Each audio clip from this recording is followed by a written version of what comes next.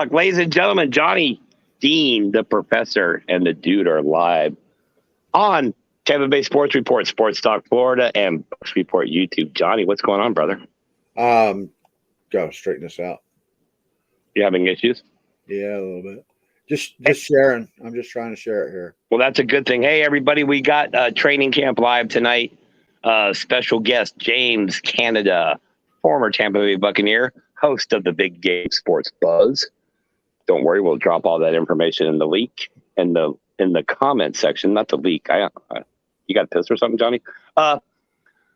He'll be on at 9:30, and at 10 p.m. we have Mathew Davis from HeavyOnBuccaneers.com. Johnny. What, sir? Hold on. Are you sharing the show? I'm trying to, but it's not coming out right there. That's okay. It's not showing the show. It's showing the StreamYard logo. Well, that's okay, buddy.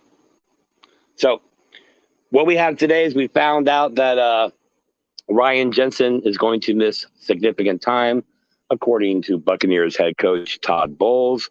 We're looking at a minimum of 2 months, I believe is how he phrased it. If anybody didn't see it, the video, it's pretty brutal. Jensen getting it rolled up on during training camp yesterday. And might I point out, non-contact drills. This is why. This is why you have to have some depth on this team. So we don't know if the Buccaneers are going to make another move. We're pretty sure they are, according to Rick Stroud and Greg Oman. That would be Rick Stroud of the Tampa Bay Times and Greg Oman of the Athletic. It appears as though the Buccaneers are pretty excited about how Robert Hainsey has looked, and they might consider going with him. But let's be honest, Johnny. Do you put the GOAT behind a second-year guy who's never really started a game at center? No, and I don't think the GOAT would appreciate that either at all. Well, and let's be honest. We know Jason Light calls the shots, and Todd Bowles is the coach, and the Glazers are the owners. But the decision-making, ultimately, I'm pretty sure, is Tom Brady on stuff like this. Absolutely.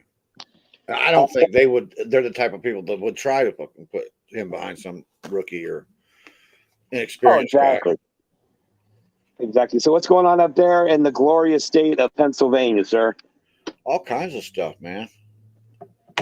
It looks like Mitch Trubisky is going to keep the starting job there in Pittsburgh. He has actually played very well in training camp. He played fairly well with the Bills last year, if you remember correctly. So, well, the question is, are they going to name a sandwich after him like they did Roethlisberger? They have to. It's mandatory. If you come in here and if anybody knows your name, then you get a sandwich. So let's call it the Trubisky tuna salad sandwich because he stinks. No, I don't think he stinks that bad. I think the coaching in friggin' Chicago was not quarterback friendly, and it never has been. Well, I mean, let's be honest. The Bears haven't really been relevant since 1985. I mean, there was that little blip with Lovie Smith. And Rex Grossman. Yeah, but Tony Dungy put the kibosh on that. And basically, since then, I'll put it this way. Hey, the best quarterback in Bears history, I believe, is still Jim McMahon. What do you say? Absolutely. Absolutely. So any major stories are going around the NFL before we dive into the Bucs content? Because, Oh, there's a lot of stories coming out of training camps, but it's just the normal minutia. There was a couple of injuries, and I can't keep up with them. A couple of major injuries, too. Somebody in Miami got hurt, and that other person got hurt. You know how it goes. Yeah, it's a little brutal, but here we are. And we're what? Is this day 2 or 3 of training camp? Let's make it simple. 2 for us, and I think some others start on Monday. So that would be a full week for them. So, well, let's make it simple and say we're in the first week of training camp. And if you watched the stream last night, we had Stevie Slick Probert on. We had Dan Holme from the Bucs Minutecast. And, of course, we had, I think, what you would call the triumphant return of Rick Hughes, at least momentarily. The blip of Rick Hughes. Yeah, so if you didn't catch it last night, it's on Bucs Report YouTube, Tampa Bay Sports Report Facebook, and, of course, Sports Talk Florida Twitter. Yeah, so 9:30, we got James Cannida coming on. If you guys, for you new Bucs fans, defensive tackle for the Buccaneers quite a while back, but still a fan favorite, a legend in our minds. I don't care what you guys say. And Besides that, we got Mathew Davis is making his debut here on the Bucs Report live feeds. He's from heavy.com, heavy-on-buccaneers.com. Let me tell you, if you like content and you like massive doses of content, that's the place to go. Heavy.com has got you covered from entertainment to sports to, well, I think that's about it. But what else do you really need? Yeah. Debut on Bucs Report, but he's been on NFL Network, the NFL edition. Oh, well, in that case, it's not his debut. He's a repeat offender. We like that even better. Right. So we all know we're going through a heat wave and everybody's struggling during the day. That's why we figured we'd come on tonight when it's a little cooler out. Maybe you guys have tied one on. It's Friday night. I don't know. Drinking some beers, eating some pizza, whatever else you do. I don't know what state laws you have. And we figured, why not come join us with us on Facebook, YouTube, and Twitter. Johnny, I'm going to go send that link out to our guest. Do me a favor. I know you said you didn't watch a lot of the NFL Network today, but I also know I was ate up with the Bucs stuff today. I was going to say, I know you were, let's just say, deep in the Bucs threads. Go ahead and talk about that a little bit. I get this link sent out. I'll be right back, brother. Oh, Adams is the one that's safety for the Seahawks. Broke a finger today. And Jensen, we know Jensen and his injury. I'm just looking down through the news feed here, people. Just be patient for a second.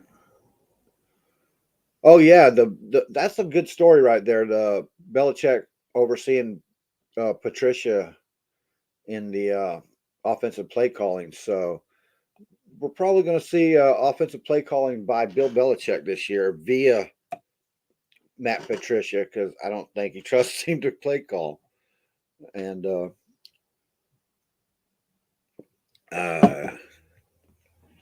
we need some people talking in this chat so I can have something to bounce off of here. I'm not. Oh, Claypool injures his shoulder, and Carlos Hyde hurts his hip. And of course, does anybody want to talk about the John Mechie story? Anybody? The John Mechie story, it sounds like a documentary. It's probably going to be. I mean, he was a high draft pick. People were in love with him, and then he got leukemia. Oh, man. So I made a light of a bad thing. My bad. I don't know. Do we want to drag down into that kind of stuff to start out, or you want to maybe push that back? I feel like I can hold that. I think Alex has some topics he wants to talk. He wants to hit that topic himself, I think so.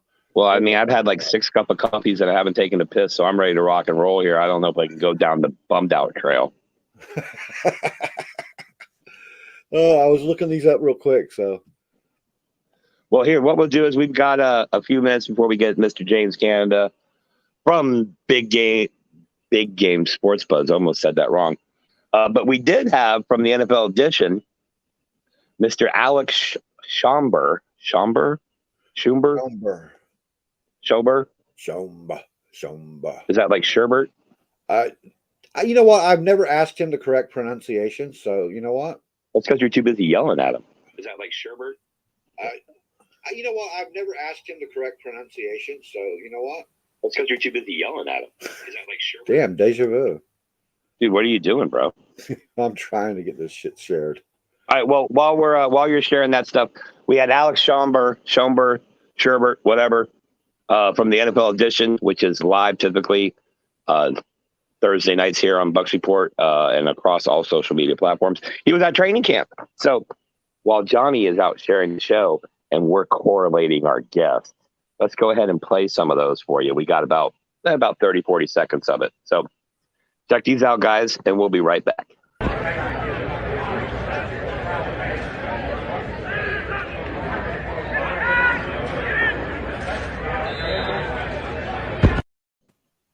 That was pretty cool. How about this one? Three freezy pops! Three freezy pops! Ice pop!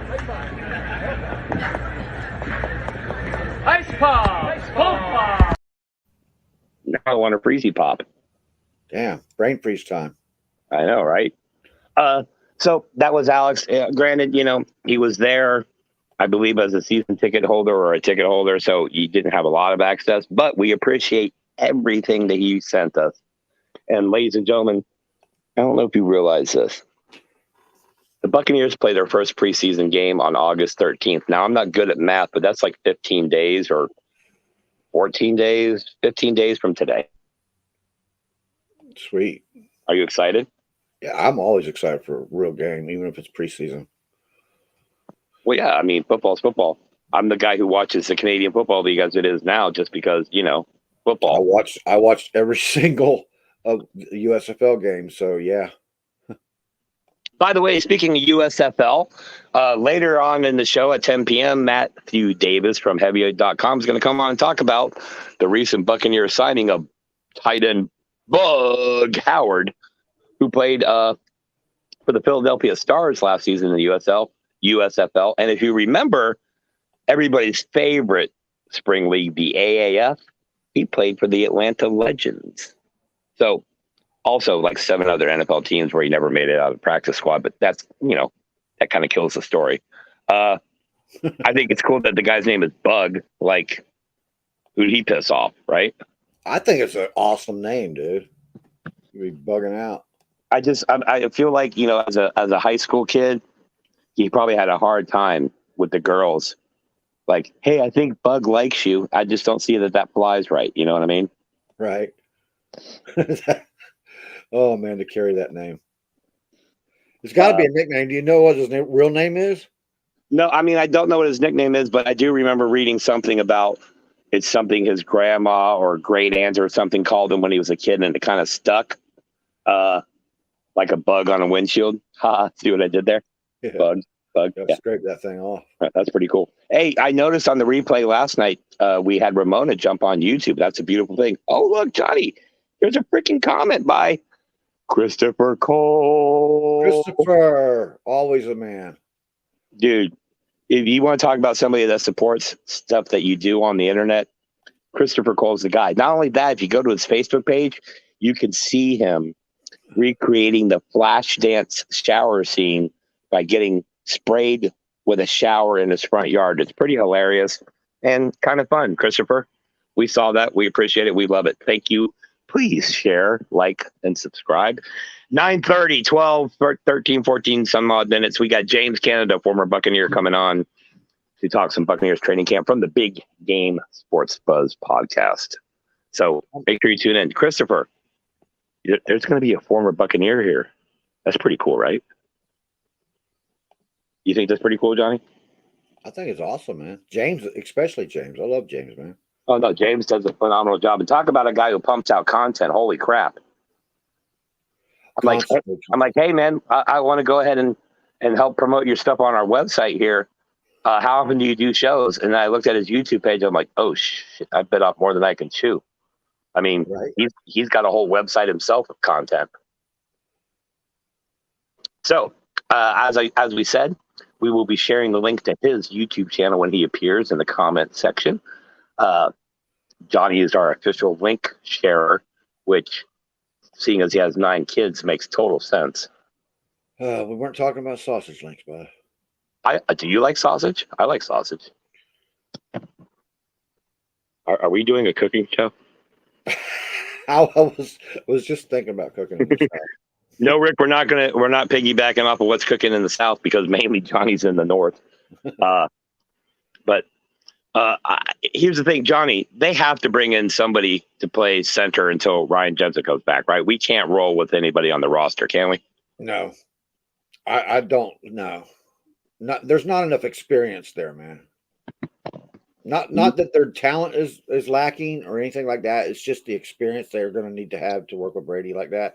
And we have to keep Brady safe. There's no question about that. He did not come back from retirement and jump in here because he was going to get beat up out there.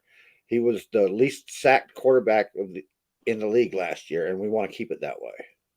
Oh, absolutely. And I think what Buccaneer fans are going to find out as the season starts is just how dominant of a center Ryan Jensen is. Because even if you bring in the ultimate person available to replace him temporarily, J.C. Treader isn't Ryan Jensen. Now, he's no slouch, don't get me wrong, but Ryan Jensen has that factor, that it factor of he takes protecting the quarterback not only seriously, but personally. And I think that's something that a lot of players could try to focus on. You know what I mean? Yep. The effort he puts into it. I mean, just getting to know his quarterback the way he does. You know what I mean? Exactly. That's the center's job too, though. So I mean, he does his job. Right. He does his job with ferocity. There's a word, ferocity. Absolutely, and that's an appropriate word with Jensen. Hey, just a heads up, Johnny. When you're sending out the link to watch the show, you don't need to send it to me, bro. I'm right here. Are you there? Yeah. See? Well, my avatar is. Hey, check out the show, man. Hey, are you live, Johnny? I want to watch. I'm live, dude. You know what's horrible about the live streaming these days is there's so much BS from the Facebook people about copyright and all this stuff. Here's the thing, guys. If you read the copyright laws, and I know this is a small little tangent, but if you read the copyright laws,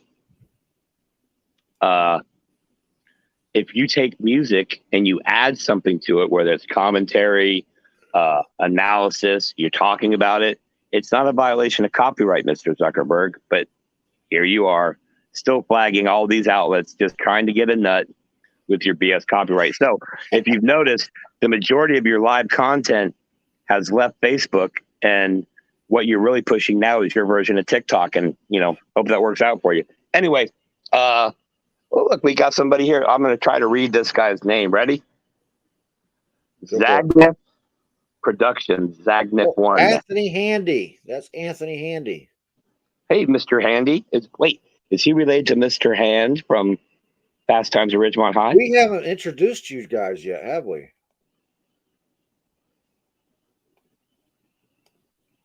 I read that as I'm heading out to grab a kebab from work, but it says kiddo. It must be I'm hungry. I don't know.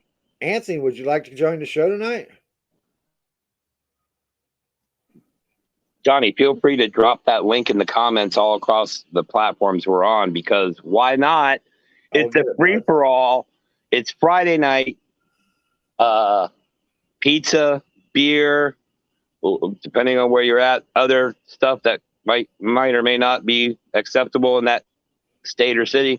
And, of course, we got Johnny, a.k.a. Captain America, a.k.a. the Professor. And coming up soon, we have James Cannida from the Big Game Sports Buzz. And later, Mathew Davis. So what exactly, Johnny, is Zagnif Productions? That is Mr. Handy's. I'm going to drop the link in the chat real quick. Mr. Hand.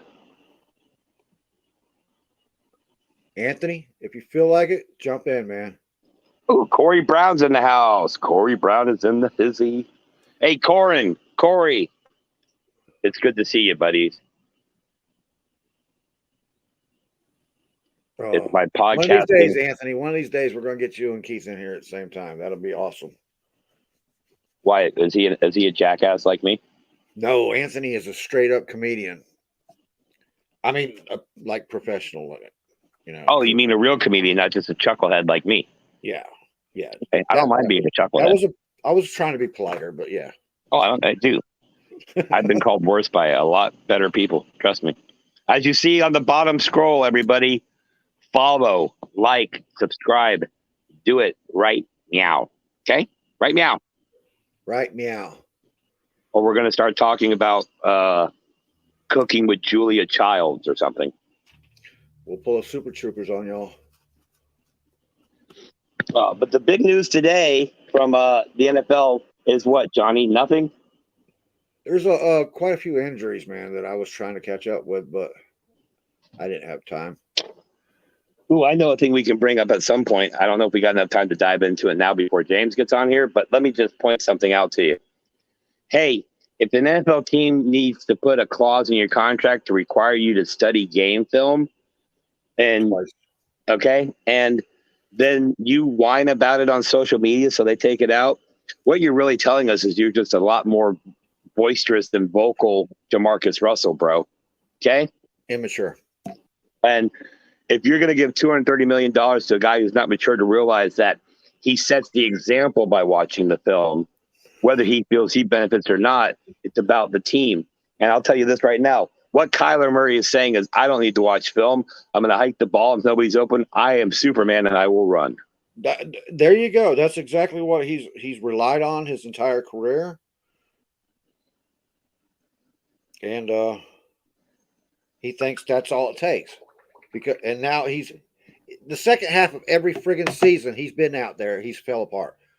He relies on his athletic ability the first part of the season, but in the second part of the season when you're facing better teams and they're actually playing for something, that shit don't count it, man. You got to know what you're facing. You got to know the defenses that's in front of you.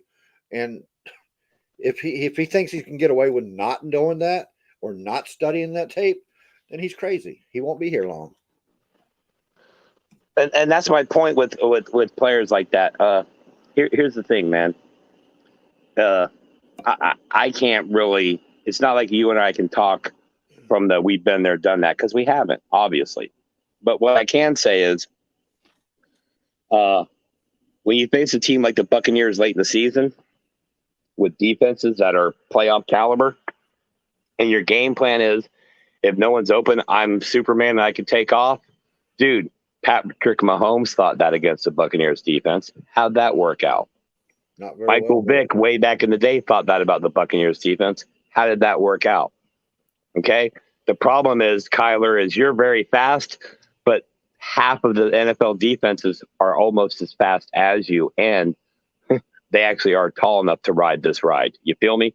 So, I'm not going to do any more Kyler Murray hate because, I mean, he's done enough to himself on social media. And by the way, can we normalize NFL players not acting like prima donnas or teenage girls? And when they get upset about their organization they are being made millionaires by, I'm going to take everything off of my Twitter or Instagram bio about this and unfollow the team. Like, tell me you're a pouty little bastard without telling me.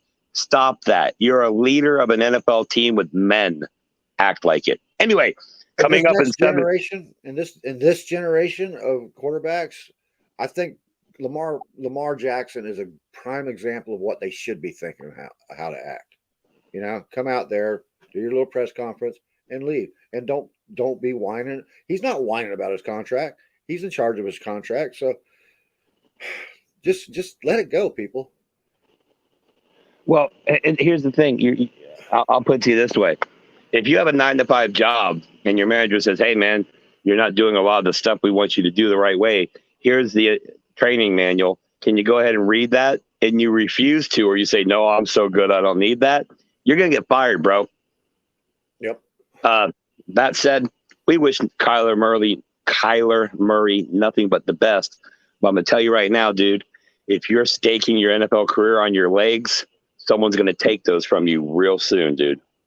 There's one thing that I wanted to say before we get James in here, and you hit on it earlier, but you didn't, embellish on it, was the training camp injuries. And I've seen on Facebook and Twitter and that they've got to do something to stop these injuries, and it's all the coach's fault and this and that. Listen, these people are going into that training camp fighting for a job. You're not going to calm them down. You're not going to have them underperform just because somebody's getting injured, because they're fighting for jobs. So there's no way the head coach is going to be able to go out there and say, hey, you guys, take it easy. We don't want to get hurt and stuff now, because those guys are going to be battling for that position that's in front of them. Oh, I agree. And here's the thing. We've heard and we've learned that when you go out and try to play football without getting injured, you typically get injured more frequently. Absolutely, yes. Football is a game of high risk and high toll on the human body. I'm not saying that these guys deserve to get hurt. Obviously, nobody deserves that, but that's part of the risk of playing at this level. That's part of how this goes. I feel bad, even when opposing teams' players go down. I don't like seeing the Saints players or Falcons players carted off the field. Nobody wants to see that. We want to beat the teams with their best players. That said, it's an unfortunate part of the game. I mean, if it wasn't a part of the game, there wouldn't be training staffs, and the teams wouldn't have freaking hospitals and MRI machines right there at the stadium. So this is something that happens. We know it happens. The good teams figure out a way around it. The bad teams are the Detroit Lions and Jacksonville Jaguars. Right. And New York Jets. By the way, here's some breaking news, Bucs fans. Breaking news. Quan Alexander has signed with the New York Jets. Another team? He is reunited with Saleh from his time at San Francisco. Now, where's he gonna play at? Because Jermaine Johnson is playing the linebacker role there. Well, I don't know where Quan's going to play, but I know he'll celebrate with the best of them. Absolutely. I had no problem with Quan. He just was not made for a middle linebacker. I mean, he's a inside linebacker. I feel like he's a safety. Yeah, that would be a good spot for him, I think. He's an in the box safety, in my opinion. But again, I'm a fat dude that sits in a chair all day and hasn't played football since, I don't know, the 80s. So there's that.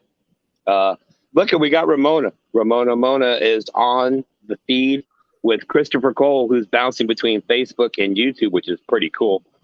And, of course, Corey Brown. Remember how Corey Brown used to troll every show when everybody started going live way back 4 years ago? Yep. Corey's my guy, man. He's back. I don't understand what you're saying here, Corey, but if Felipe Franks is not going to get this job in Atlanta, they've already actually Atlanta Falcons named Marcus Mariota the starter today. Yep. That's what I was going to say. Ramona. Yeah. Leonard Fournette reported to camp at 245 pounds, which is like 7 to 8 pounds higher than he finished the season last year. Which is good because he'll finish the season about. Well, I think it's by design. Yeah, I think it's by design because the Buccaneers are going to run more this year with Todd Bowles than they did with Bruce Arians. I think there's going to be less risk and a bunch of biscuits. Absolutely. That's why when everybody says, "Oh, Tom Brady's going to break all the NFL passing records this year," I don't see it. I think he's going to have a phenomenal year, but I think the running game, that wide receiver crew he's got now, it's almost impossible for him not to. He's going to throw in there 5,000 yards. Problem is, they're going to run the ball another 2,000 yards. So, right, and I do feel like there's some teams on this schedule that they're going to get far ahead on. They're just going to ground the clock out with Fournette and Rashad White and Keyshawn Vaughn and Giovanni the Mustache Bernard. And maybe see Kyle Trask in there sometime. Absolutely. All right, Johnny, before he jumps on here, do a little talking. I'm going to go grab the link to Mr. Canada's YouTube page, and I'll send it to you so you can post that when he comes on. Ladies and gentlemen, NFL Edition Thursday night host Johnny the Professor Dean. The dude will be right back. Dude knows I'm horrible at this, but I'll try. I'll see what I can do to fill in here. Ramona. Well, I think that the dude just answered that question pretty well. He's going to be heavier. He's a ground and pound guy. He runs over people. He don't run around them. So he kind of needs to carry a little bit more weight going into the season. I can't believe how everybody jumped on that 260 pounds back in June like it meant anything then. It really didn't. I see you. I see you, Ramona. Thank you for being here. Oh. And I think the dude's getting everything ready for James. Well, it's not. Well, he's like the dude said a minute ago. He's not coming into camp overweight. He's not on the pup list. If they were worried about his weight, they'd have put him on the pup list. Physically unable to perform until he got healthy, and he's not. He's healthy. He's right around 245 right now, which is perfect weight for Leonard Fournette. So that's a non-issue. It was a non-issue story when it came out. It was just fun for everybody to get hold of and try to make memes. Love you too. Oh, Justin Herbert, Derek Carr, and Mac Jones. Mac Jones. Wait a minute, Corey. You just threw Mac Jones's name out there like that? how are you doing this? You forget about Josh Allen and Russell Wilson in a new place, and there's a lot of people right now that could be looking at an MVP title. You know, that's you're jumping the gun with that one, buddy. Mac Jones ain't no MVP yet. Sorry. See, Johnny, you are loved. I know. Ramona lets me know all the time. And without further ado, ladies and gentlemen, from the Big Game Sports Bugs podcast, former Buccaneer great, James Cannida. We're going to welcome James Cannida on right now while Johnny sends out and posts the link to his YouTube channel. Mr. Cannida, how are we doing today, sir? I am great. How's it going? Oh, man, training camp, injuries, Buccaneer fans freaking out about Ryan Jensen. We figured we'd get a guy who's actually been in the trenches to come and tell us exactly how important or what that means to replacing Ryan Jensen. Man, that is no easy task at all. And when I saw that he went down yesterday, and from everything I heard before we got more information on it, I was like, you know what? This isn't good at all. You got your centerpiece, your staple of your offensive line. You know, to me, the center is your captain of the offensive line. And he usually helps make that thing go. And we know how Jensen was in the middle. He kept the pressure off of Brady in the middle. A solid piece. And, you know, you hate to see anybody go down, but a player of that magnitude and what he means, especially till you think about that inner core of this line, is fairly new because of Moppet retiring and Kapka going to Cincinnati. And so he was the one solid piece in the middle. And now, you know, he's hurt. It's hard. Oh, absolutely. And here's the thing, like we were saying earlier, neither one of us other two besides you have actually played the game at that level. So we can't imagine what it's like to play through an injury. We know he played through a torn hip flexor last year. Right. And that, to me, I hear torn anything, and I'm thinking I'm sitting on the couch for 6 months. Let me ask you, is it fair to say, aside from Tom Brady, that Ryan Jensen is the most important guy on that Buccaneers offense? Yeah, you can, like I said, you can say it because we know, like I said, he's the centerpiece of that offensive line. He provides that key protection for Tom Brady. And, you know, the one person besides his safety valves of who he wanted to throw the ball to or get the balls to, that's the person that he knew that he had in the middle to protect him. But so yeah, you can look at it now with him being hurt that he definitely was the second most important piece on that offense that's not going to be there for a long time. Yeah, I've said several times that with Ryan Jensen, it's not just the technical way he plays the game or how he blocks. It's the mentality, it's the ferocity, it's the fact that he takes protecting his quarterback seriously. And you've lined up against players similar to that in your career. You know these guys with the Ryan Jensen mentality, when you hit that quarterback, they take it personally. And I think that's what I loved about him most. Now, we've seen him, you know, take sacking Tom Brady a little more personally than when he had Jameis Winston behind him. But I think that just goes without saying because, you know, it's the GOAT.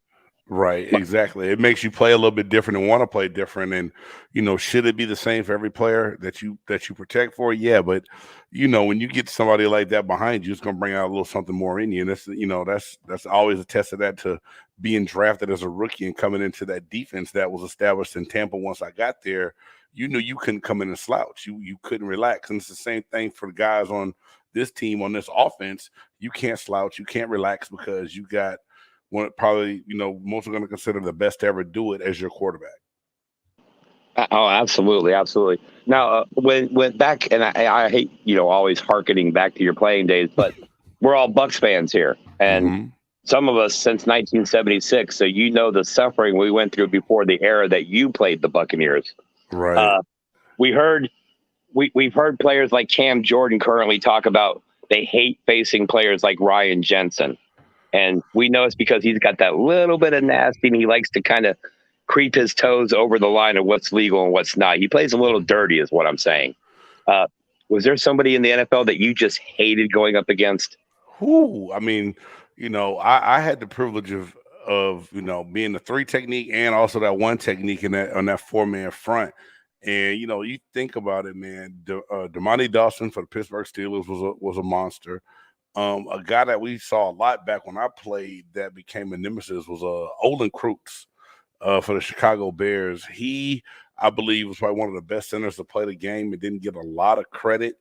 But at the same time, man, he was a monster. He always had a little something extra to try to give you when you played him. Yeah, and so cool that you say that you brought up a Chicago Bear because, yes, I'm a Bucs fan. Lived in Tampa since I was a little kid, but I was born in Chicago, so there's still little Bears in me. But I left that in '85 when they disrespected Sweetness and didn't get him in the end zone in that game. That kind of fell out of favor with me. What was the worst stadium or the stadium you hated going and playing in? Ooh, man, that's real easy. No team occupies the stadium anymore, does it? The Vet in Philadelphia it tied with the Oakland Coliseum, Alameda County Coliseum in Oakland, California. So basically the 700 level of Vet Stadium and the Black Hole, correct? Yes, sir. Those were the 2 worst fields in stadiums by far. If you were a fan, if that was your home stadium, you probably loved if you're a home player there, you love the rowdiness. But yeah, man, those are the 2 worst stadiums that I ever played in. Yeah, I made the mistake as a Bucs fan. Now realize this was back, early '90s, before the Dungy era, before even Sam Weiss got there as coach. And the Bucs were playing Philadelphia.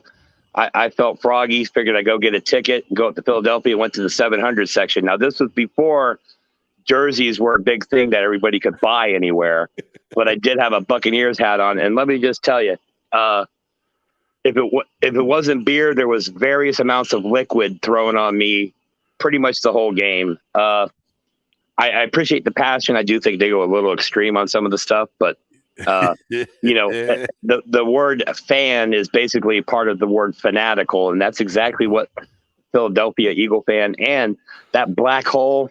As a kid growing up in the '70s and '80s, watching the Raiders with John Madden and fans dressing up back then, which wasn't done. It just didn't happen the way it does now. Right. I remember Kenny Stabler and Casper, the Ghost of the Post, and how people like Lyle Alzado and that team played. I loved that team because they were just the bad boys of football. You know what I mean? They were like the dark side, like in Star Wars. They were the Empire, and everybody wanted to take a shot at them. And then we had the clean-cut Cowboys that I think, unless you were a Cowboys fan, that everybody would roll their eyes that they were literally on every Sunday on TV. But again, they were a great team.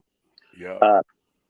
Jay, what I want to ask you is, and I know it's hard to break down or really find out who's available to replace Ryan Jensen, but do you have anybody off the top of your head that you think the Buccaneers should be looking at?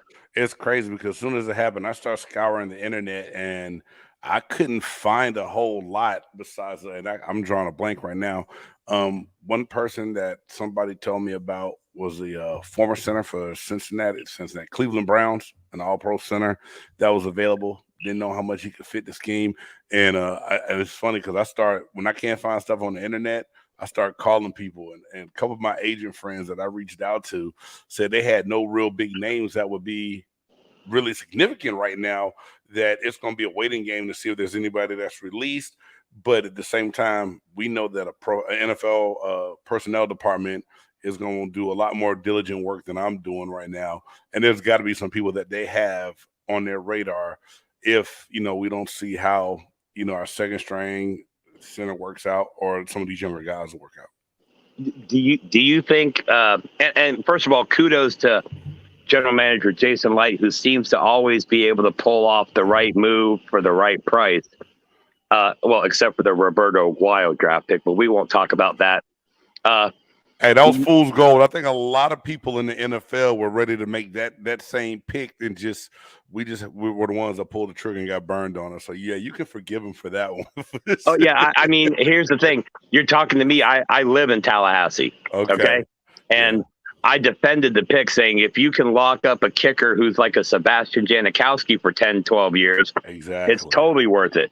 Right. But then he came out and, went Roberto Aguayo. But other than that, I mean, you got to think about what Jason Light got to this organization. It wasn't in good shape. No, it wasn't. And the proof of that is, I believe the only player left from when he walked in the door is Levante David. So, I mean, that's a lot of turnover for a team that has also won a Super Bowl in that time. Yeah, he had to clean house, and it's not always easy, and a lot of people can't come in and do it and have the success that he's had. Do you think the Buccaneers and, obviously Coach Bowles and Jason Light and the ultimate decision maker, Tom Brady, do you think they would be able to be confident in rolling with somebody like a Robert Hainsey sliding over, somebody on the roster now, or are they going to go out and get somebody? I think they're going to give Hainsey a legitimate chance because coming in, after the injury and after all the other press conferences today, supposedly he's getting a lot of praise from, his head coach, his offensive coordinator, his whole offensive line. They said he's tried to pattern his game after Jensen. I mean, so only time is going to tell, though. So that's why I said I believe they give him a chance to see what he's going to do. But at the same time, they have got to have a few names ready to go and ready to pull the trigger on if, they're going to need that presence for us to make a run this season to, to get back to the Super Bowl.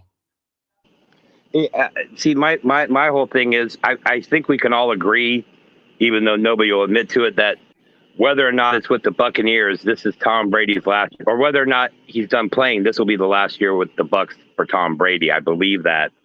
Don't you kind of have to go all in and push all your chips to the center of the table to get somebody in here that, Tom has to be confident.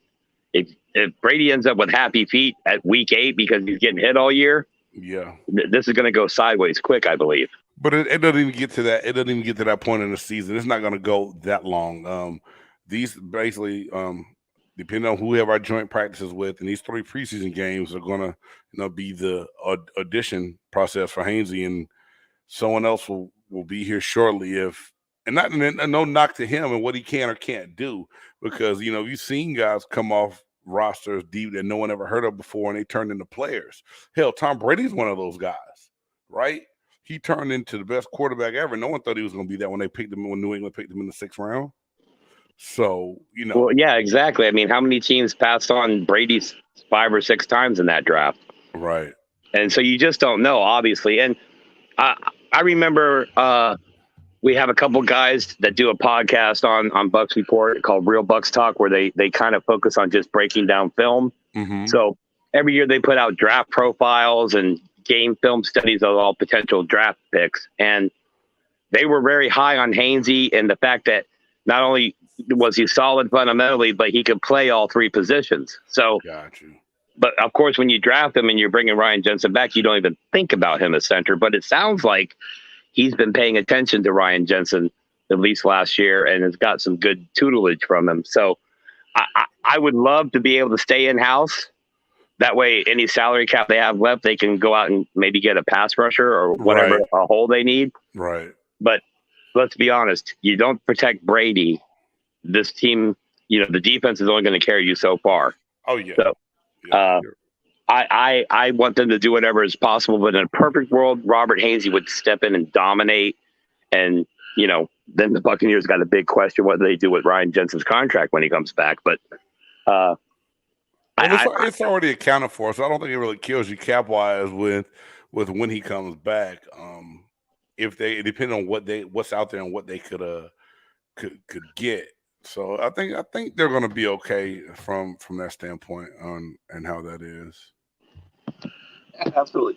So James, tell me what you guys got going on over there at the Big Game Sports Buzz. I got that right.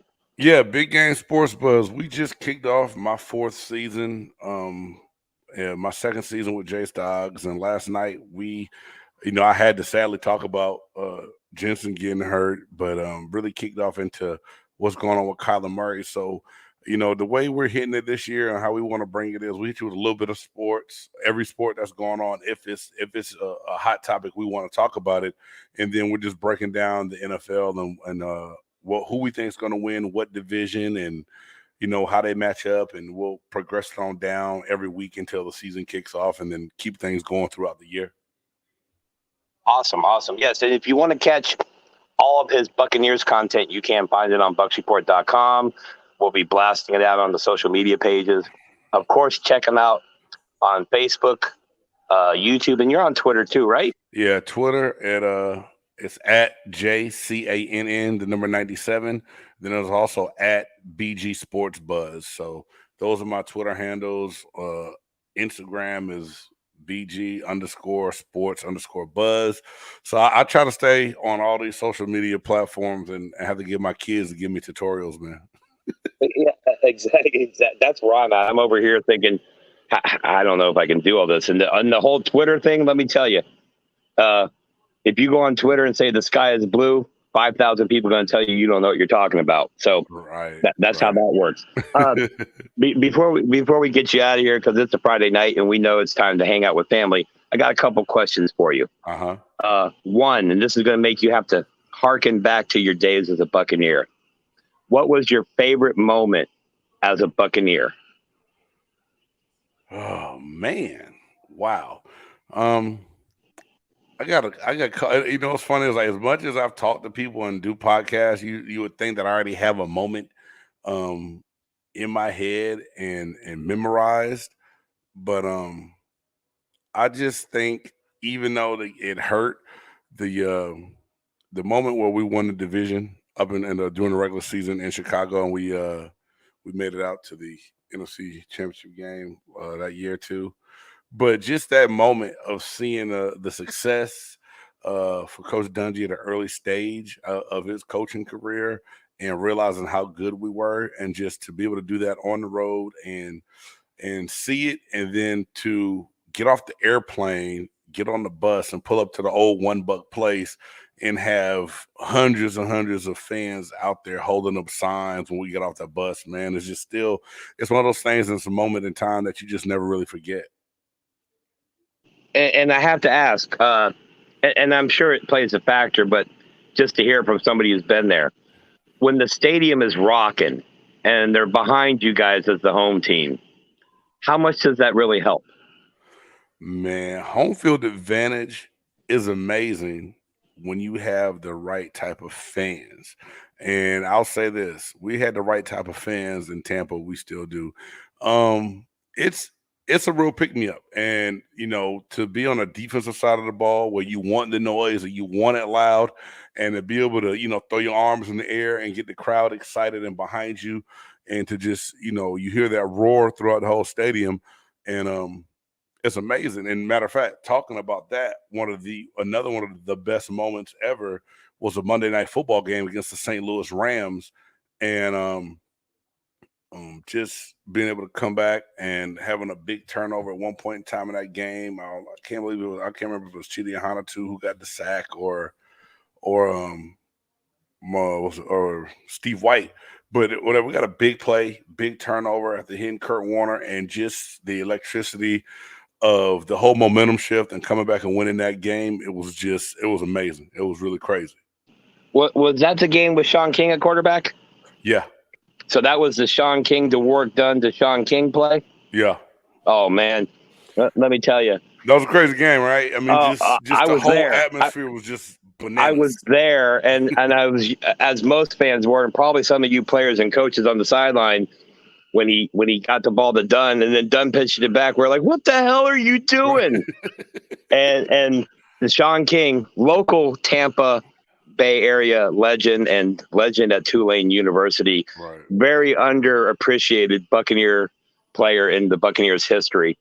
When he got that first down and then got the hitting out of bounds penalty on him and the additional 15 yards, that stadium, I can't even describe it. It was like 5 rock concerts all at once. Yeah, it felt like Raymond James was moving that night. It felt like the stadium. You actually feel the stadium moving from how live and electric it was in that building. Oh man, I was waiting for the pirate ship to break from the dock and just come on down the field, man. Those are, and you have to. I'm sure you as a player understand. Up until that era, the Buccaneers were horrible, except for what 2 or 3 seasons in the 70s and early 80s. So we would go to games before, Hardy Nickerson and those guys started to show up, and then subsequently you guys, we all went to the games thinking we're going to get our heads kicked in, but we're here just for the experience, right? Let's have a good time. Let's make the most of it, huh? And then Hardy started making us believe that, hey, we could be a defensive juggernaut here. Yeah. And then when they brought in Tony Dungy, everybody's like, I don't know who this guy is. I remember he played for the Steelers, but I don't know. And then boom, when you bring in the dynamic duo of Sapp and Brooks in that one draft, and then they started adding key pieces of guys like you and Greg White, who I believe is Styles G White now, isn't he? Is that Styles G, or is that a different guy? Well, it was Steve White back when I played. Right, there you go. Styles G White was a couple years, a little bit after me, but he's a character. He was a hell of a defensive end. I never played with him, but I had a chance to meet him a couple times when I came down to Tampa for some games, and boy, he's a character for sure. Oh yeah, if you had a chance to follow him on social media, you were never not entertained by Styles. He was, I guess he was, like his name says, he was full of style, man. Right. We appreciate you on a Friday night taking the time to come on here, man, and we appreciate all that content you're pounding out, especially the Bucs content, because we're a little biased here. Oh yeah, I'm trying to keep it rocking. I got something I'm working on now that I hopefully will have out tomorrow, and it's something that'll be a good food for thought kind of piece, especially dealing with the morning of this injury right now. Every Bucs fan is a little down right now, so I'm gonna try to kick something off tomorrow that's gonna give everybody something positive to think about and to look forward to. Absolutely, man. Absolutely. We look forward to that. James, Mr. Cannida, as we like to call you here behind the scenes, we appreciate you taking the time to let everybody know where they can find you. And of course, we'll post those links all over the comment section for you, Bob. We'll appreciate it, man. Y'all can follow me on Twitter, Facebook, YouTube, and Instagram. It is Big Game Sports Buzz is the name of the show. On Twitter is @BG Sports Buzz and @JCan97. Facebook, y'all can hit me up, James Cannida, or you can also hit up Big Game Sports Buzz on Facebook, and I interact back with everybody who interacts with me. So if y'all got something you want to know about when I played, shoot me a message and I'll get back with you. That's for sure. James, we appreciate you taking the time as always. Ladies and gentlemen, go follow this man on social media. Like he said, he's not one of these guys that does shows and ignores people. You message him and ask him a question, he'll answer it. He'll engage with you. He's not that guy. He's the guy. He's a man of the people. That's what I'm going to start calling you. James Cannida, man of the people. James, we appreciate everything you do, man. Thank you so much for taking the time on a Friday night. Send our love and everything to the family and friends. And go Bucs, man. Go Bucs. Appreciate it. Thanks for having me. Thank you, sir. Have a great night, buddy. All right, you too.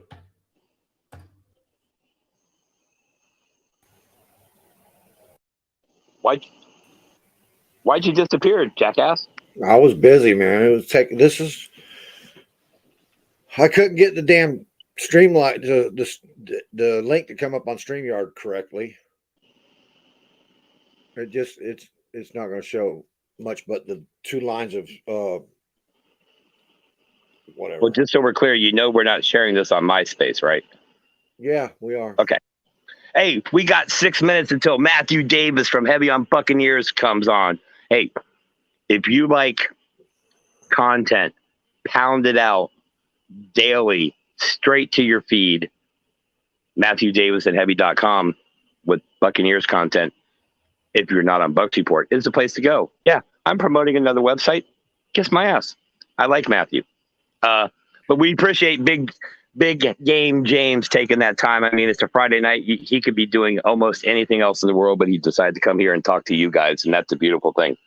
You got him out of here before I could actually get him to talk to him about. Well, I thought you just left me solo. Like you're like, oh gosh, Keith. Well, I was busy. I was trying to keep up with everything here, and I was adding to the chat. He's over here like the dude's acting all professional. I better step aside. And I was thinking, I really, really, really want to tell a fart joke. But we'll save that for later. That was payback for leaving me hanging out there. You know, I don't Were you trying to ghost me? I was ghosting your ass. Ladies and gentlemen, in the chat, we're going to ask a question here so you can drop some comments while we wait on Mathew Davis. We've done a lot of Ryan Jensen talk, and I'm sure we'll regurgitate and revisit that here shortly. But right now, we know the Buccaneers' 2 top receivers are Mike Evans and Chris the Godwin.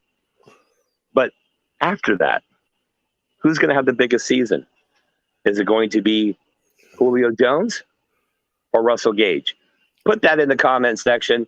There's no wrong answers. What there is, the only wrong answer is if you don't participate. Corin Brown, I don't think Rob Gronkowski can play center, although he's a hell of a blocker. But, hey, he might be a good long snapper.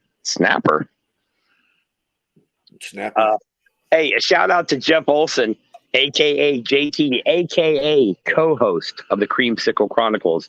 You can find that all across Twitter on all the podcast platforms, and check this out, you can find them on bucksreport.com because JT is awesome. Also, check out all JT's written content, as well as the fact that he probably has the most luxurious hair here at Bucs Report. And don't forget to get him into a conversation in chat. He's a great guy to talk to. JT's amazing. And if you're losing faith in today's generation of kids, just know that we have high quality people like JT Olson who's teaching them to be better people and less douchebaggery. Now, as we're sitting here, here's Mathew. Ladies and gentlemen, I see him backstage. Yep, there you go. Sit up straight, brother. The one, the only. We've been chasing this man for months. Ladies and gentlemen, we have from Heavy on Buccaneers.com, Mathew Davis. Mathew Davis, thank you so much for joining us. Hey, good evening. Thanks for having me. Yeah, it's been a little bit of a chase this offseason. It's been quite the offseason, too, with just so much happening, and it's nice that training camp is finally here. Mathew, before we get started, I got to give you mad props, man. It's heavy on Buccaneers, or is it heavy on Bucs? Because I don't want to mislabel your platform there, buddy. So it's heavy on Buccaneers. Yep, heavy on Buccaneers. Yeah, we've been around a couple of years, and it's been good. Our site's been growing, good fan support. Readers are enjoying our content. We got some fun graphics and some fun video things here and there. I actually had a fun one just a week or two ago, poking fun at Leonard Fournette with this whole weight thing. So it's tons of fun. We got a good crew working together, and yeah, a lot of good things happening with heavy sports overall, especially heavy on Bucs. Yeah, let me tell you, guys, right now, it's in my opinion, because I know what it's like to pump out content, and it can be pretty brutal, but I believe in my heart of heart that Mathew has, I don't know, like 5 interns and 14 editors, because we are Bucs Report. We'll put out an article and I'll be like, okay, cool, we got an article out. I'll go check out Heavy on Buccaneers, and there's like 16 articles by the guys, 8 of them by Mathew. Dude, do you have like 5 typewriters and like, I don't know. How do you do it, man? Are you working 24 hours a day now? Oh, it feels like it sometimes. I mean, just like the next thing Ian Rappaport tweets out or something, oh my gosh, there's a new story, we got to go get on it right away. And, then we're onto that. And then, Tom Brady dumps something on Instagram. It's like, oh, here we go again. So, I mean, there's just always something. I mean, and so, yeah, it keeps us busy. We got a great crew. And part of our deal, too, is that, I mean, Heavy Sports covers a whole bunch of the NFL teams, Cowboys, Bears, Browns, you name it. We're covering them. So we work together to help each other out. And it's a great place. And I think it's going to become a brand a lot of people are going to hear a lot more about in the coming months and years. I mean, I don't know. Are we going to be like a Bleacher Report someday or something like that? I don't know. But I mean, there's a lot of good things happening. And some really talented people too. Matt Lombardo just joined us recently as a senior writer, which is really exciting. He came over from Fansided. And we got some people that, used to work with NFL teams or on beats and things like that. So, I mean, there's people that really know what they're doing, and I'm just really lucky to be part of it. Absolutely. And you're crushing it, man. And you're doing such a great job. And Thanks. like we said to our previous guest, James Cannida, We appreciate you taking time out on a Friday night to come and talk with us. So we're going to drop your latest article that you sent us in the Yeah, comment section here. But let's hear about it. I'll tell you a little bit about that. So they just signed a new tight end on Thursday, Jonathan Bug Howard. In fact, I could probably forget his name is Jonathan within a week here because Bug is just kind of rolls off the tongue, really nice. But really exciting prospect. He shined in the USFL this season. If anybody saw his highlights on Fox, really made some nice plays. He was the leading tight end for the Philadelphia Stars, which was like the runner-up for the USFL title. And I mean, he can high point the ball. He can make plays in the slot. He can make plays on the outside too. And he's a good blocker. He made a really nice block on a special teams play this season that was on Twitter. I caught the highlight of. So this is a promising guy. I mean, it's a deep tight end room. I think especially if we see Keith and Cade Otton take off and maybe one of these other undrafted free agents. But if Bug Howard can carve a niche for himself, maybe he makes a practice squad and he's somebody, hopefully we don't have to use him this year, but maybe you have to do, and he comes in and can perform. And so that's really exciting. Absolutely good stuff. So like me, I'm pretty sure that you have your head so far buried in Buccaneers Twitter, constantly hitting the refresh button. Everybody covers the big stories. Everybody knows about the big players. Is there a Buccaneer on this roster that no one's talking about that you think they should be? I actually am going to go with Keith. I mean, I realize some people are talking about him, but I think the thing that gets overlooked is he was a blocker at the University of Minnesota, and they had some high-level receivers. I mean, they had Rashard Bateman, who's, I don't remember where he landed, but, he was a draft prospect that was pretty serious. Oh, thank you. And Tyler Johnson was there really not that long before. Right. So, I mean, they got some good receivers.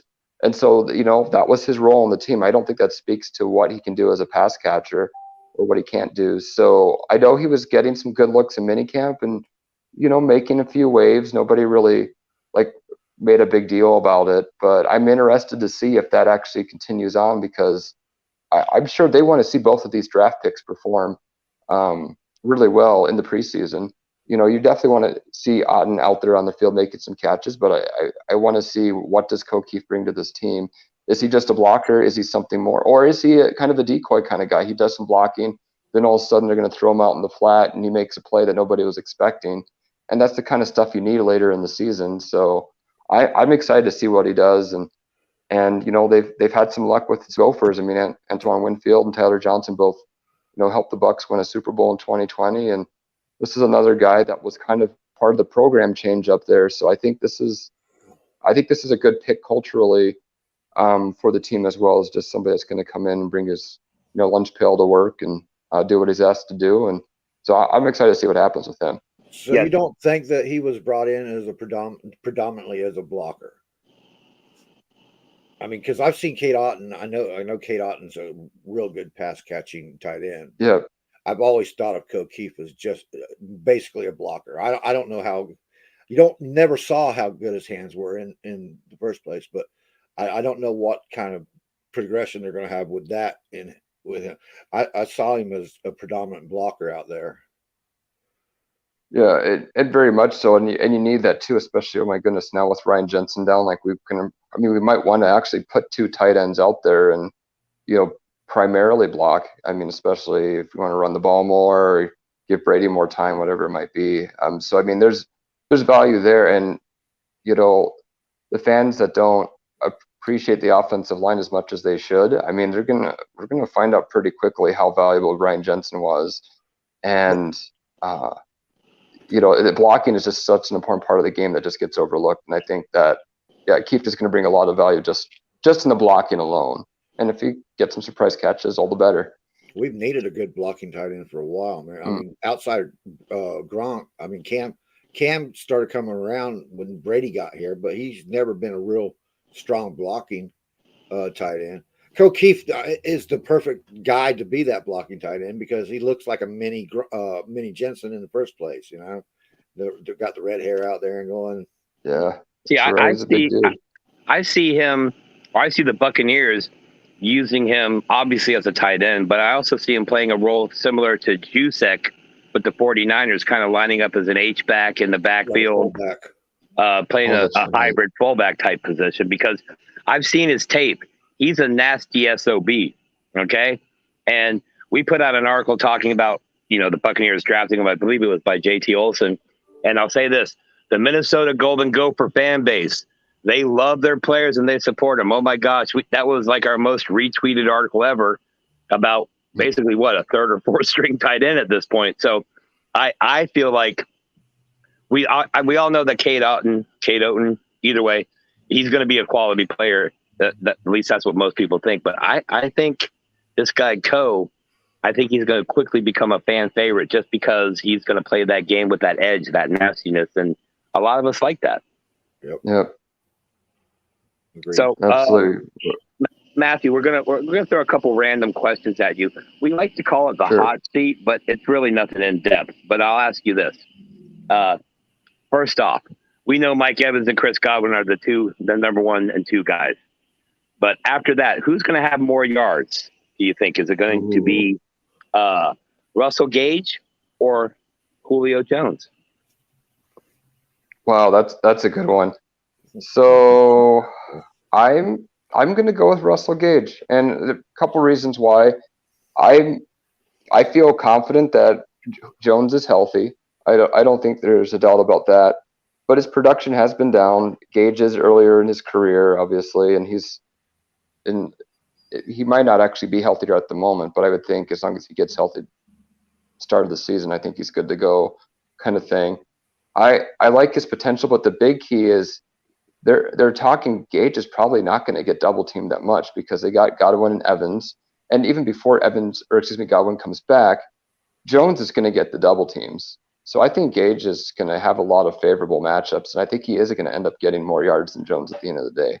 I totally agree. I see Russell Gage being the guy that's going to be running free because they're so focused on Evans, Godwin, and Julio Jones.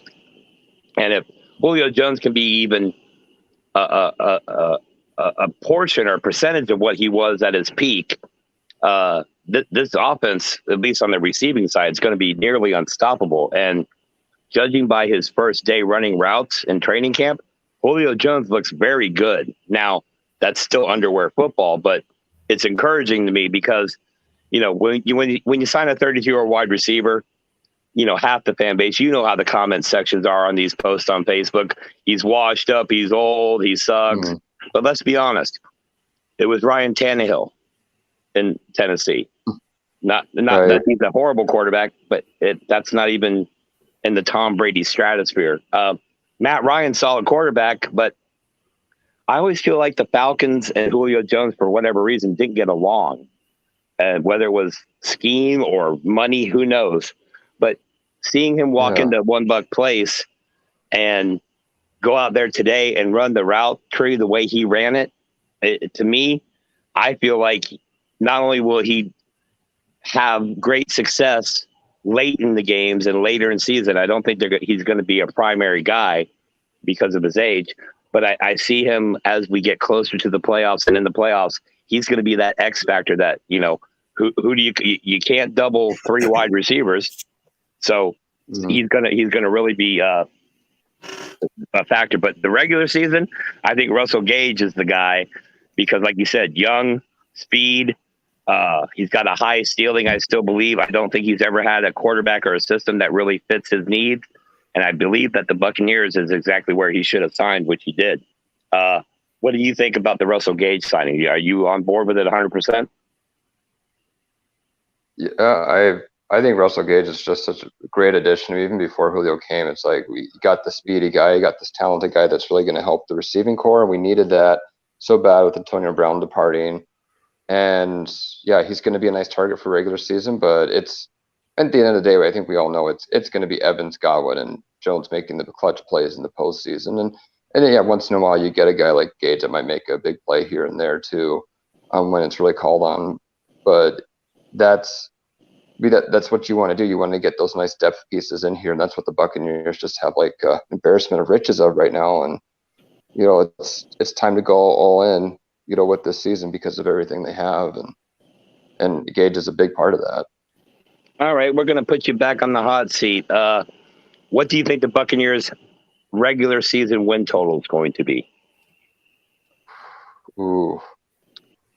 You know, I'm kind of been hovering around 11, and the reason being is the first 4 games are so brutal. If they come out 2-2 in those games, I would be happy with that.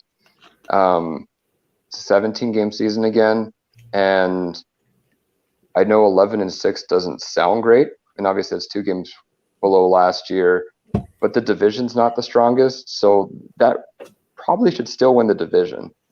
And I'd just say that, you know, if they get out 2-2 from that first 4, I mean, then, well, it's really 9-4 the rest of the way. That's pretty good. So I think that I think that would be a successful year in terms of regular season record, and you know that won't get the #1 seed obviously, but I think the Buccaneers have shown that they can win on the road, and it might not be a bad thing to have to go on the road. That makes the team closer, and Brady's clutch wherever he plays. So it'd be nice to get that #1 seed, but I think realistically it's gonna be an 11-win season. All right, do you think who do you think is the biggest challenger in the NFC to the Buccaneers, the Rams or the Packers? Ooh, I'd still say the Rams. They're just loaded everywhere. I know they lost Von Miller. I don't know if they really got better at receiver, letting Odell Beckham Jr. go, because that was a nice piece they added, but everything else is still there. So I think that they're going to build on what they did last year, and they're going to be really tough to beat. I think the Packers, they've got Aaron Rodgers, yes. They got some nice pieces around him, but I don't know how much better they got. And then they let Devontae Adams go. I mean, really? And I think they added some nice pieces. I mean, Tampa folks, I think we were all kind of disappointed not to see Christian Watson come here, but he's going to be a nice addition for the Packers. But I don't think that they really made enough improvements in the offseason to be like the team to beat in the NFC. I think it's the Rams, and then maybe the 49ers, depending on how Trey Lance does. That's fair. I still think in order to be the man, you got to beat the man. And right now, that's the Los Angeles Rams. Yeah.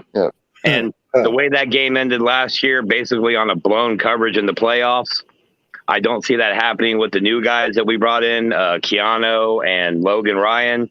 So I think that the Buccaneers addressed an issue, whereas I think, like you pointed out, the Rams have lost a couple deep, good players in Vaughn and OBJ. They did sign a wide receiver. I believe he was from Chicago or somewhere, a pretty decent wide receiver. But there you go. But OBJ in that playoff run for the Rams, whether people like it or not, was lights out until he got hurt. And Von Miller is Von Miller.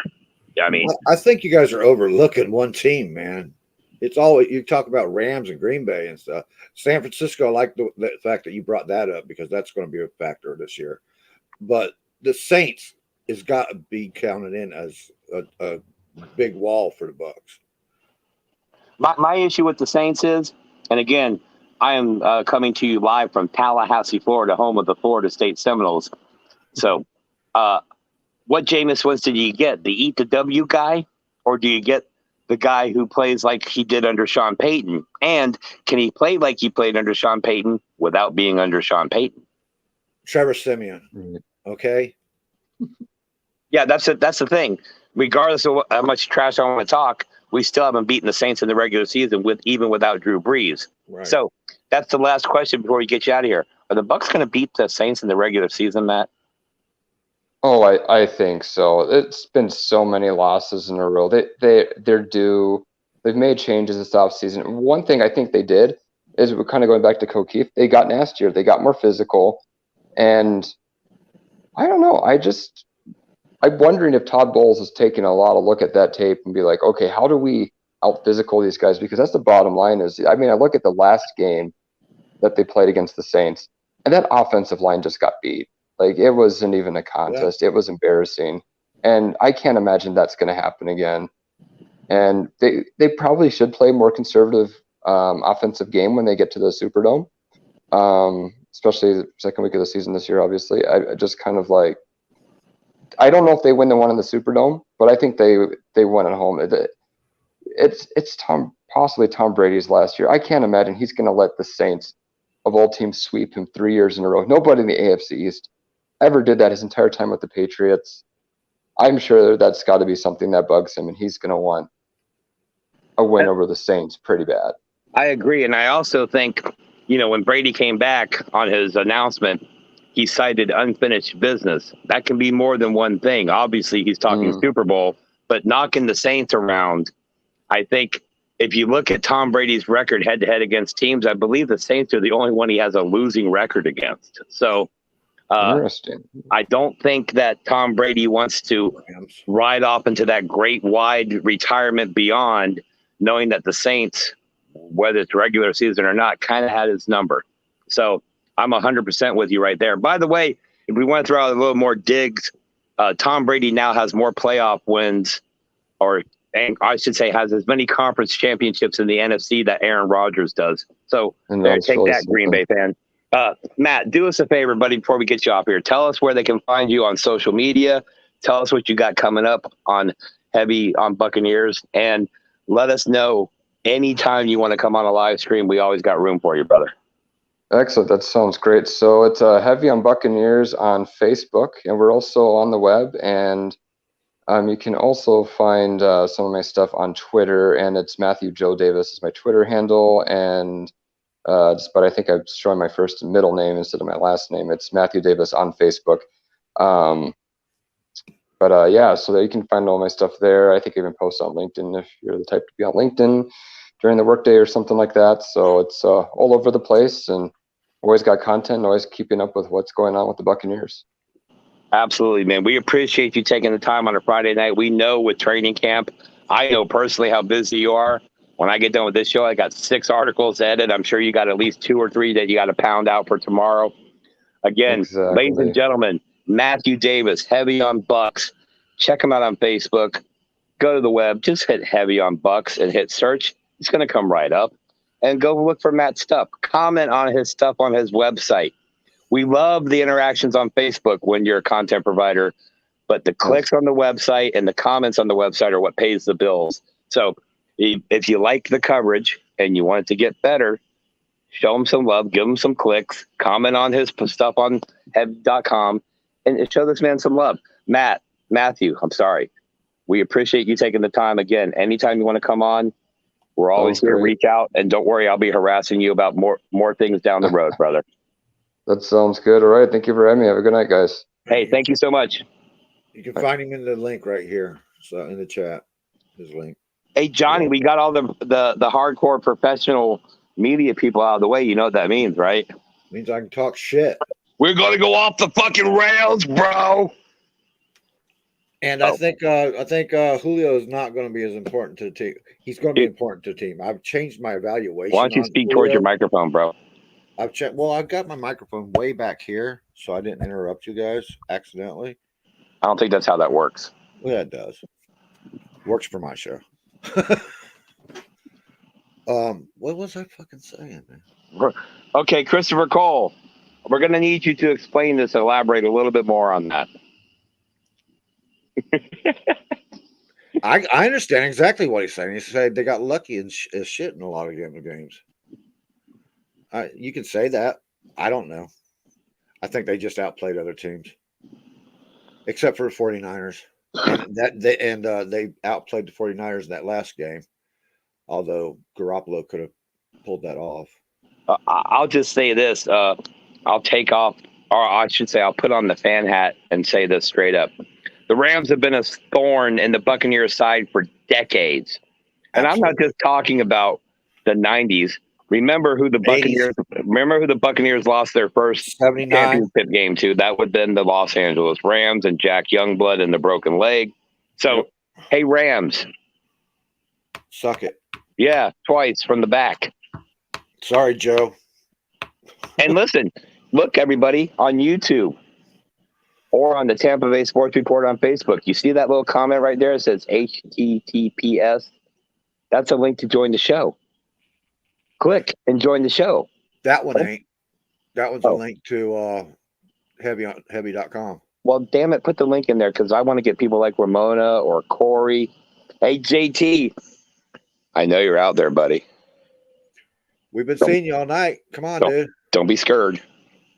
We don't bite. Now, you asked a question of the chat before we had the guest, and nobody. Oh, I think Corey was the only one that said something. Julio or Russell. This is the training camp question of the day. Who Now, has I the got to bigger tell gear? you, this was a big article today with Bowles' comments about he loves watching Russell Gage run them routes. He thinks the Russell Gage is the bomb, the shit, however you want to say it. So Russell Gage has got our head coach's eyes anyway. Well, the beautiful thing about what you just said is you can be the bomb and the shit, but you don't want to be a shit bomb. Yeah, see this? Everybody on YouTube, see that comment right there? That one? Click it. Join. Don't be scared. We're just two guys with a bunch of coffee and a bunch of tobacco hanging out, man. Come on. Hurry. Marty, where are you at? Yeah, I see Fred. Is that Fred Swayze Moore on Fred YouTube? won't ever come on, man. And he put the wrong number up. He put 17-0. Dude, Fred, you know better than that. It's what is it? 20-0? Come on, dude. Get it right. Well, to be fair, I did ask the question regular season win total. Oh, okay. My bad. But I'll say this. Hey, Fred, you haven't come on before. So we're going to go ahead right now and go, Freddie. We're going to taunt you until you come on or, yell at me. Oh, look, he's back on Facebook. Dude, between Christopher Cole and Fred Moore, bouncing between YouTube and Facebook, I'm getting dizzy over here, man. Oh, deep thoughts with Johnny Dean. I'm trying to get some people in here, dude. Oh, but yeah. So anyway, Ryan Jensen went down. I don't know if you guys all saw that video. It was pretty brutal. Big shout out to Mr. Bucs Nation, James, for landing that video during the part of the practice where media is not allowed to film. And boy, oh boy, did that video go viral. JT, if you're still listening, Christopher, Fred, Ramona. What are the Buccaneers going to do about Jensen, everybody? Man, I'm hard pressed between Jones and Gage right now because Gage has got that youth and that speed still. But man, I saw Jones catch that fingertip pass yesterday. Ugh, that was gorgeous, man. And those routes, it was like watching. I thought AB was back out there on the field. I will say this: watching Julio run that route tree, it was very reminiscent of Antonio Brown. The good news is I don't think Julio Jones is going to strip naked and prance off the field like a jackass, so that's a good thing. No, he's got more class than that. A lot more class. So Johnny, what else we got going on here, buddy?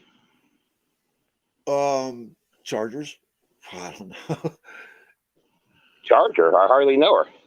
Well, then you should charge her more. I did, and her card got declined, so she tried to give me an EBT card. Oh man! Did she swipe it in the crack? No, I took it and ate like a king. Oh man, Fred, that sucks. I take it you're on Eastern time. Fred, you're always working. Corey Brown, Falcons or Bears have a better chance at 0-17. That's which one? Are you asking which one? I think Corey's trying to say that the Buccaneers, like Fred said in the regular season, are going to go 17-0. He thinks the Falcons or Bears are going to go 0-17. Hey, I'll say this. Surprise me. How did Buccaneer fans ever imagine that in 2022 they would be facing Marcus Mariota and Jameis Winston twice in one year? Think about that for a minute. Oh my God. Okay, I thought about it long enough. Yeah, that made my head hurt. It did. Hey, you guys remember when Marcus Mariota did a Subway commercial? Yeah, nobody else does either. Did he do one?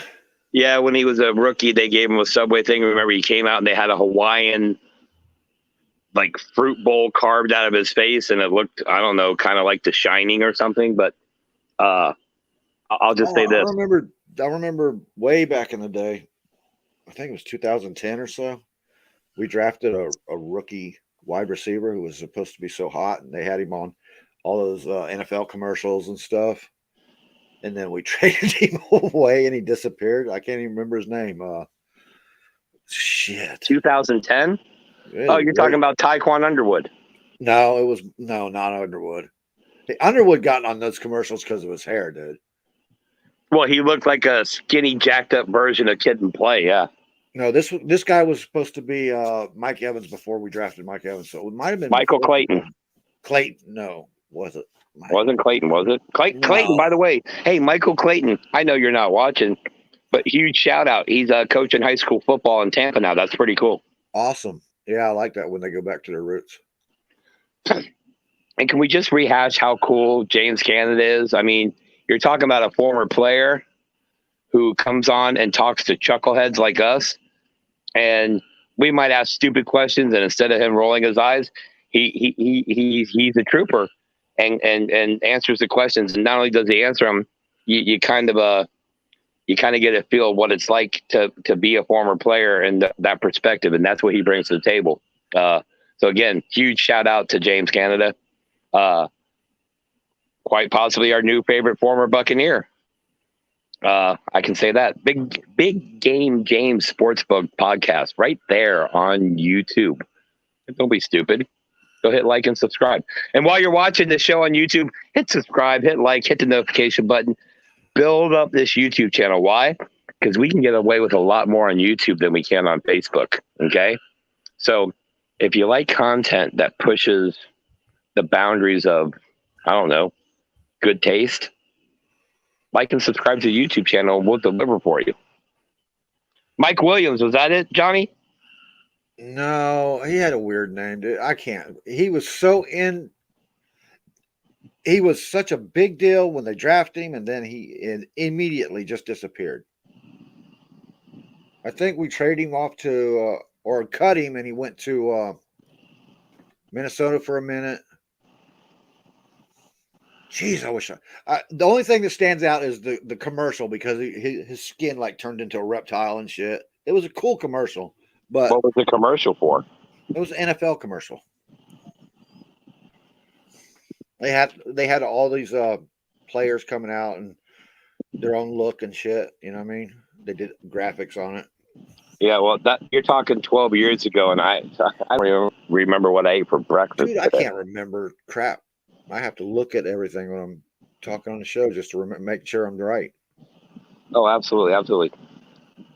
So what else we got going on tonight there, Mr. Professor? Oh, let's see what NFL's got going here. Broken finger. How do you? The safety Adams breaks a finger and can't. Isn't that what the helmet's supposed to be for? Is to keep your fingers safe from hitting other people's helmets? Well, I mean, I've never hit my finger on a helmet, but well, that's what it was about, because the quarterbacks were hurting their hands in camp and stuff all the time. So somebody last year got their hand broke, and so they said, "Oh, we can't have that. Can't have our quarterbacks breaking hands in camp." Yeah, I don't know. I'll say this: if you're a safety and you're going to not play because of a broken finger, Ronnie Lott would like to have a word with you. Right. No. This is, oh yeah, for that safety Adams, the big money guy. Yeah, okay. Oh, you mean the guy that left didn't he leave the Jets and go somewhere like Seattle or something? I thought he went from Miami there. Yeah, I don't know. Miami is Miami. Miami. No, it was Jaguars. It was the Jaguars that got him. That's right. The Jaguars? Yeah, the Jaguars. The Jaguars. More news going on is that Bill Belichick is overseeing Matt Patricia's offense. After that run with the Lions, can you blame him? Well, here's the thing, man. At what point do we realize hiring Patriots coordinators or assistants is not a good idea? How many of them have to suck before you go, maybe it's Belichick? Maybe it's Maybelline. The only one that's has a winning record out of their organization would be the one that's in Las Vegas now. Keep wanting to say McDaniel. Yeah. Josh. But here again, never trust anybody named Josh unless it's Joshua Cole Allen from Pewter Report. Otherwise, and Josh Allen, the quarterback, I guess. But Josh is kind of a generic name when it comes to coaches. Hey, your co-host, his Detroit Lions, is that guy still eating kneecaps and stuff like that? I think he started on the feet now. And if he's eating kneecaps, how long is it till he signs Jameis Winston so they can eat their fingers? I was taking a drink at that moment, sir. I was trying to time it that way. Thank you.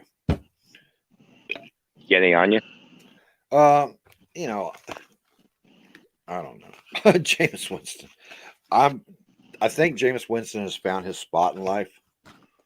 I think he's going to be okay there. They're not going to let him go nuts. Not going to let him. They've seen what works with him. And they know what works with their team. Defense, solid in the trenches, and a ground game.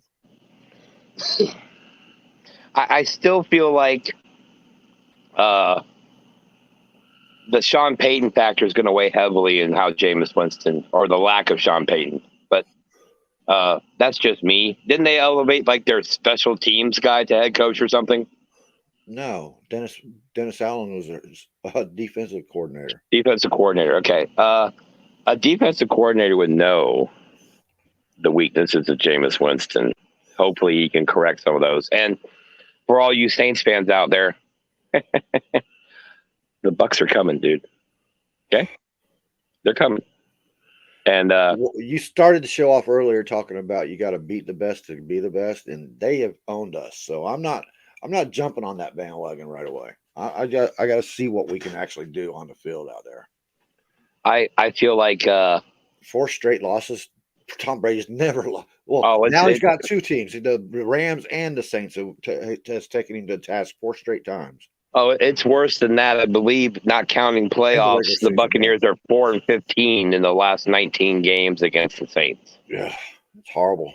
But the flip side of that is, both times the Buccaneers have won a Super Bowl, they were swept by the Saints in the regular season. So there's that.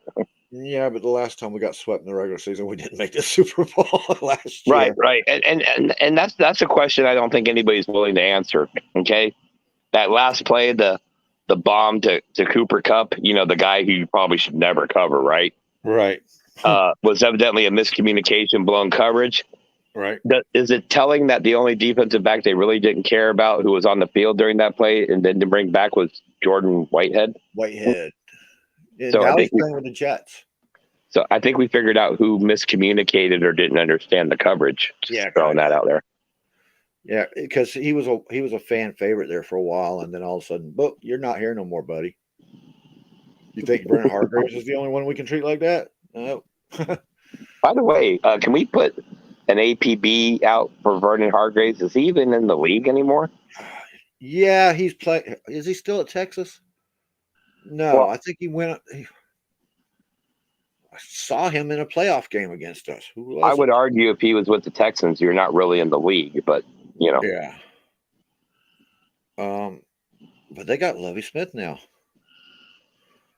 So bye to your off.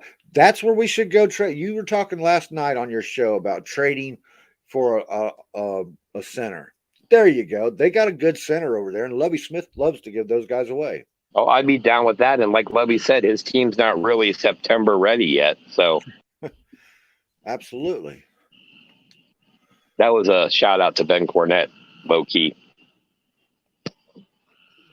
Yeah, I haven't seen Ben in the chats yet either. I think they're all hiding. He lives in Las Vegas, dude. Like, he literally has to drive by like 5,000 strip clubs on his way home from work. I can imagine you can get distracted. Well, you have to walk through all them strippers when he leaves work too, so. This is true. All right, what else we got, Johnny? Fred Swayze Moore isn't VH3 a Bengal. He very well may be a Bengal. That's what it was. Yeah. So he still doesn't have a ring. Ha ha! Nobody wants to take him out. And can I just say this with all due respect? If you kind of sucked as an NFL player, I don't think you deserve a nickname. So let's just call him Vernon Hargreaves, because VH3 feels like, I don't know, he's important, and he's not. Well, he's third place, so yeah, that kind of fits him. Well, I think VH3 stands for very horrible 3 times.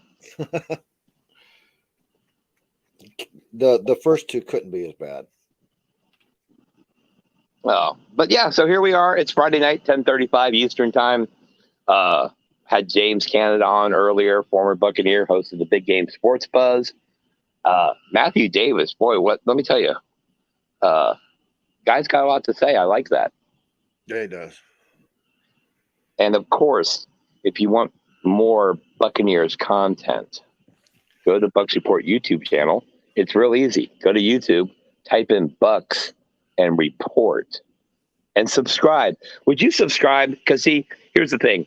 If you subscribe and we get more subscribers, then we get more views. Then we make a little bit of money, and we can buy Johnny Dean, I don't know, a pouch of tobacco or a box of donuts, something like that. I got some donuts over there. In fact, send all your donuts to Johnny's address. He can post it in the chat for you. He's taking donations of donuts, tobacco, and probably coffee, right? Absolutely. Absolutely. And Coke. But, well, you know, that you'll get in trouble for that. So a cola. Coke, a cola. Oh man. I had a question to ask you a minute ago, and now I forgot because you started talking about that. Thank you. So what you're saying is the word Coke just totally scrambled your mind. No, it was actually coffee. Covfefe. Covfefe. I got caught looking at TV. That's true. Yeah, you're on a show. You're not here to watch TV. This is not a reaction video. Well, I'm looking for it's. I got it on NFL Network. I thought maybe something would pop up. I would suggest maybe going to NFL's Twitter and just scrolling.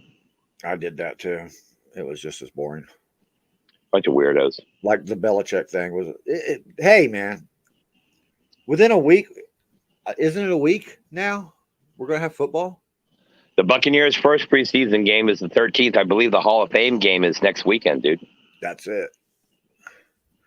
Between 2 people we don't really care about, but we're going to watch it anyway because it's football. It's football, man. Come on, dude. And, all right, it's preseason games, and we get tired of them by the second one. But I just sat and watched all the USFL games. So this will be a step up. Oh, well, trust me, I'm waiting. I've been watching Canadian Football League, and, you know, no disrespect to our brothers up north there in the great white north, but it's just not the same. That said, it's still football. So please, NFL, hurry up and start so I can get off of the CFL and pay attention. Are you watching CFL correctly? Are you wearing a toque? No, but I'm eating back bacon. Okay, I'll give you half credit for that. You gotta have your toque on though, man. Back bacon's delicious, dude. Well, dude, I'm in Tallahassee. It's 150,000 degrees centigrade here. Oh, look at there. Christopher Cole talking about Vernon Hargreaves. I didn't even know what that was referencing. He's the one that got that penalty when he wasn't even playing in the game because he ran on the field to celebrate. I just love the way he made a great play against the Panthers and then bye. We're going to chalk that up to we're going to break even with you, buddy. Yeah, it's like he accidentally fell into a good play or something. I don't know. Yeah. But yeah, so I'm just kind of hanging out, man. What else is going on? Do we got anything else to do here? Football wise, or can we talk fucking movies and music and all kinds of crap? No, dude. It's football, dude. What the fuck are you talking about? Man. Because, this isn't what's happening in entertainment. The most important thing that's happening right now is the Jensen thing. And I kind of think we kind of beat that horse till it's lived as a zombie and died again. Yeah. I mean, right now, obviously, the Buccaneers have to fill that void left by Ryan Jensen, whether they go in-house or outside. That's the big question. And, like James said, like Mathew said, like Johnny and I have said, it's anybody's guess right now. I just don't see them putting Tom Brady's health and ergo the entire season in the hands of Robert Hainsey. Nothing against Robert Hainsey, but he's second-year guy, right? So, right. And hasn't had a whole lot of time on the field, and he definitely hasn't had enough experience to be standing in front of Brady. Absolutely.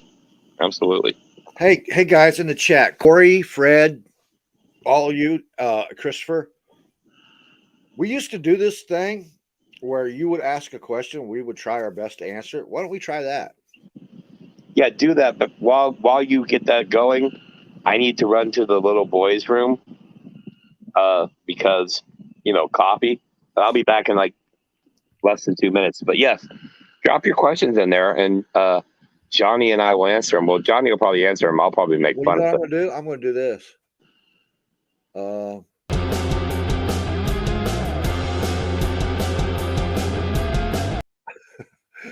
I was gonna leave that running until somebody asks a question.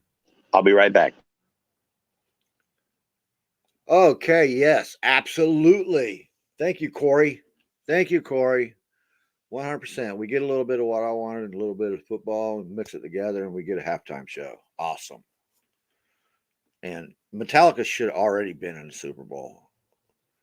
I mean, yeah, some of these Super Bowl halftime shows have been okay for me, but I usually just tune them out.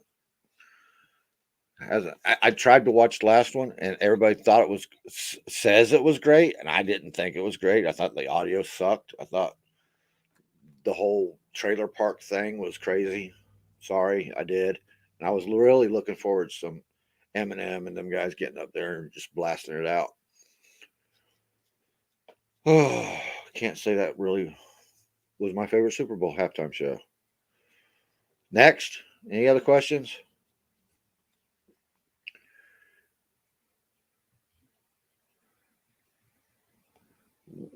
Christopher, what ones are you speaking about? His talk about Mahomes not as accurate as Tua. I can honestly see that. I see it being like that. Mahomes is usually running and throwing blind and throwing over his shoulder and between his legs and behind his back. It's not a way to throw accurately. You can't hit somebody in face like that. Remember, he'll hit me in the face mask. That's what he'll do.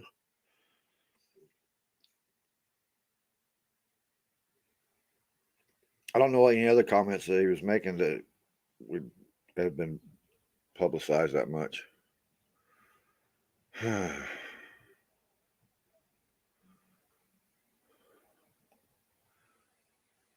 Too short to play cornerback. Dude, Darrell Green was a great cornerback, and he was a lot shorter than BH3. I don't think it was Michael Clayton. If Keith was back and he could carry the show for a second, I'd look that up, actually. What?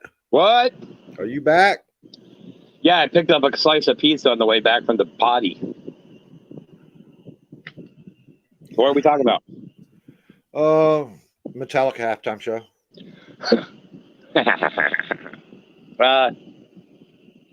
Yes. Sign me up. Absolutely. Aurelius Ben, thank you, Swayze. You win. I don't know what the fuck you win, but you win our praise. It's safe to say that it really is bent over. He was so hyped when they came into the league. The NFL had made a big old hype video for him and shit, and then he didn't do shit. Remember, he was supposed to be what Mike Evans became. Well, Mike Evans made Johnny Manziel, so Aurelius Ben, you already are behind the curve there.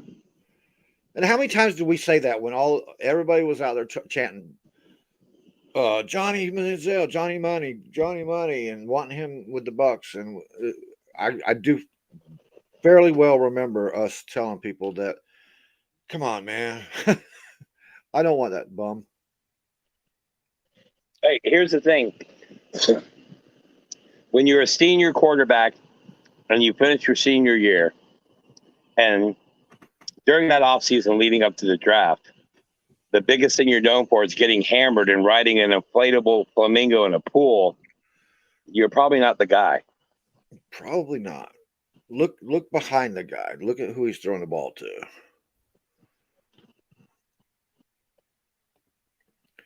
Why didn't you say it, Christopher? Damn it. Shit, I couldn't have spelled it.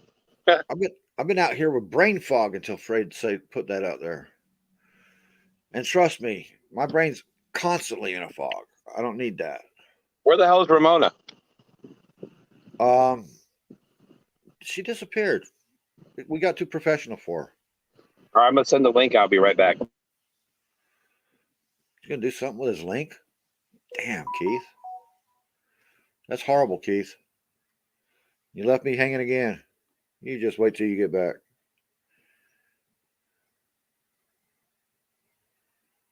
Yeah, I'm sure people that watching me look up stuff on my phone is great radio. I'm not a host. I've said it a million times. On NFL Edition, Alex Loosemore is the talent. I just run things from the back. I'm one of those guys who shouldn't be seen and shouldn't be heard.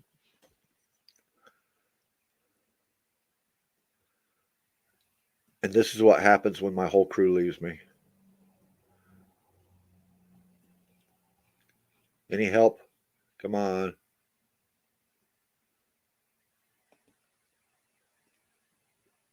Hey, all right, you got his number then. You got me beat because I couldn't remember his number for shit, dude. Thank you. Fred, you did that and saved me from having to go look that crap up. And you know how hard it would have been to look up somebody you don't remember who it is? That would have been challenging, to say the least. So it's Friday night, and you guys are stuck here with me. What kind of plans did you ignore to stay here and watch me? And watch me talk to Keith on this.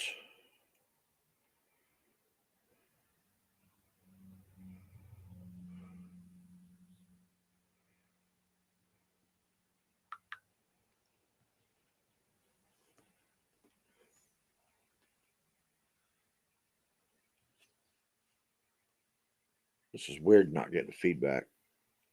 I need feedback.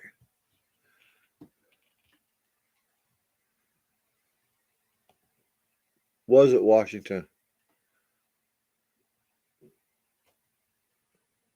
I knew it was somewhere, but I thought it was in Minnesota. You're probably right. You were right about who it was, so you got to be right, right? Right. Nothing, Christopher? Not even a Marvel movie or something, dude? Come on. Look at Corey. That's too long to wait, Corey. I need it now. Right now.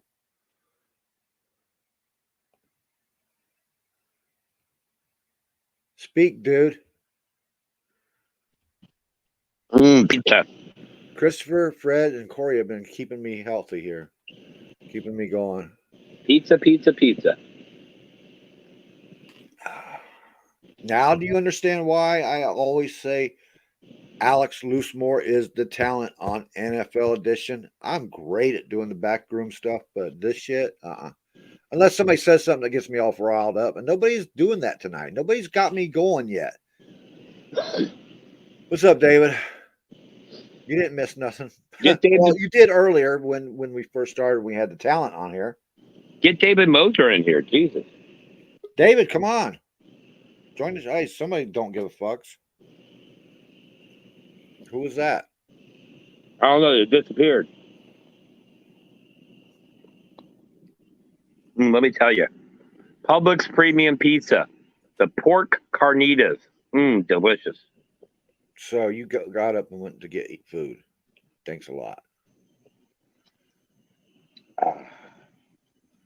Yeah, somebody popped in, but then they left. So I don't know, Johnny. I think it was a spy. It might have been Al Qaeda. Al Qaeda. Probably was. Come on, guys. Don't be scared. I can do it. I'm not scared to do it. I just ain't no good at it. We love Johnny. I'm going to drop the link again. Don't make me drop the link. Join the show, people. David, I know you want to join the show. Come on, man.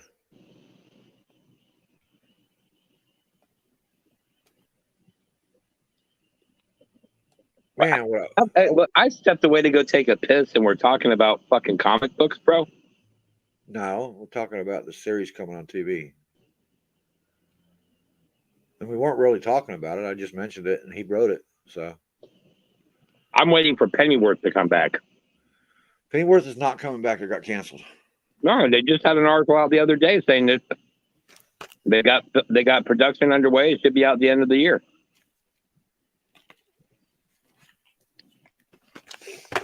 Yeah, I'll watch it. I like Pennyworth. It's more of like a James Bondish kind of thing. I think it's DC's best attempt at doing something right. It's the best DC content out there, in my opinion. Yeah. Man, oh man, let me tell you. Eating pizza and drinking Coca-Cola on a Friday night, beautiful thing, dude. Keep rubbing it in, Fred. Fred's out there at work right now, so. Fred, order a pizza. And send it to us.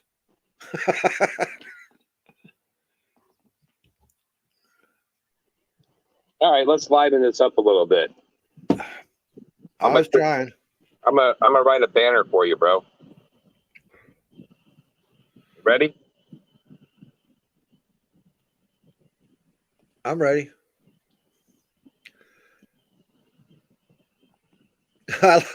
You can actually write shit if you want to, David. It ain't gonna hurt you.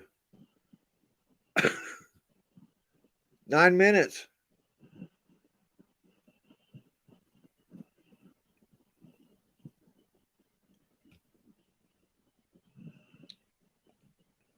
Well, where's Misador on a night like this? I think he's asleep. He usually works late though, so. There you go. Should Johnny chug a coffee and go streaking through the quad? All right. No, we don't have a quad close to here. I pulled my quad once, but then I quit doing activity, so I don't have to deal with that shit no more. You have to stand up occasionally, man. You have 9 minutes? Dude, Fred, you last 9 minutes, bro? Holy crap, porn star. Oh, here we go. Porn star. Now I know Anthony Handy will jump in. I mean, dude, if you want to go off the rails, I can do it for you, bro. What do you want? What you trying to hear? I want to hear, I don't know, the sound of, oh, come on. Oh, you like it? Oh, no, Fred, come on, man.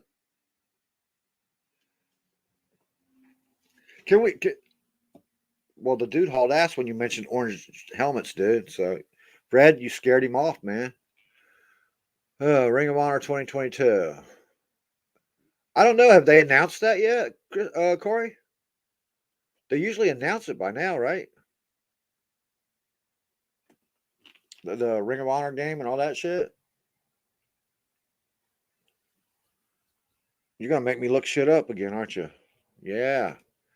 You're sneaky, Corey.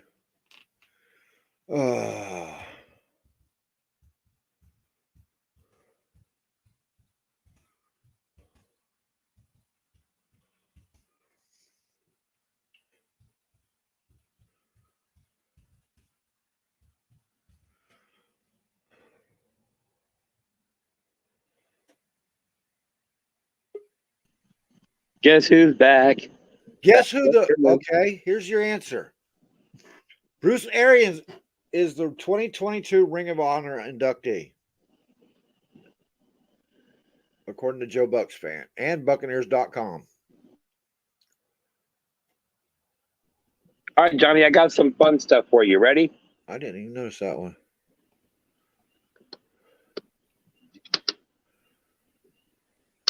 What? I've got some funny stuff here to talk about. Some jokes. You ready for some jokes? Yeah, you got jokes? Let's see if you got jokes.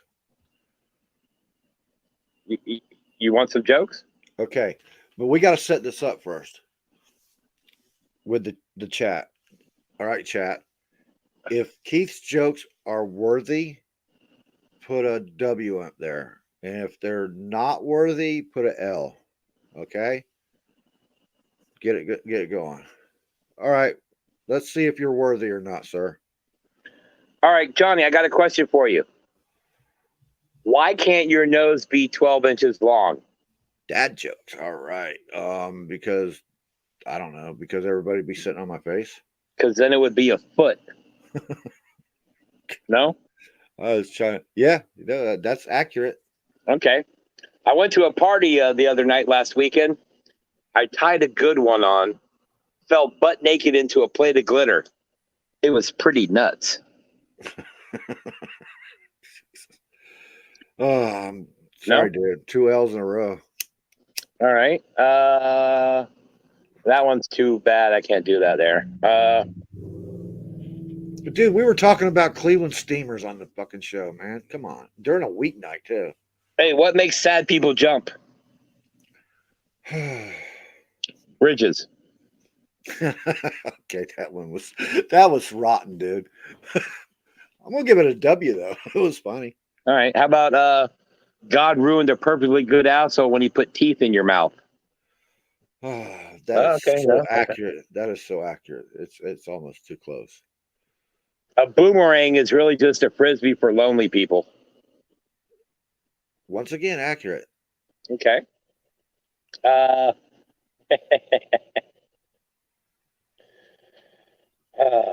Don't forget, guys, in the chat, give us an L or a W. An L or a W, huh? Yeah. We're ready. What do the movies Titanic and Sixth Sense have in common? Dead people? Icy dead people. There we go. I was close. Get it? Icy and icy. See? Yeah. I'm clever. We're going to keep telling these jokes till we get one of you chuckleheads to jump on. So hang on. Let's see. Oh, we lost some members. We lost some what? Some viewers here. Well, you know. Okay, what's your thoughts on this new tight end Howard we picked up? I heard he was wide receiver, Curtin Bird's a tight end. The bug? He's not on a windshield. That's all I can say. There's a reason he was only in the AAF and USFL, and this is his 7th NFL team he's been with. Does he have potential? Sure. But let's be honest. He's probably a practice squad, if not camp meat. Yeah. All right. Hey, what do you call an IT teacher that touches his students? Nothing. I got nothing. A PDF file. Old fucks. He keeps hiding. Who's the 2 old guys that keep coming in? Don't know, but they got Dallas Cowboy hats on. All right, hold on. I'll be right back. I got one.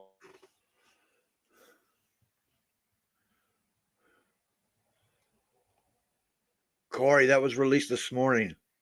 But yeah, Ryan Kerrigan retired from Washington. He signed a 1-day contract.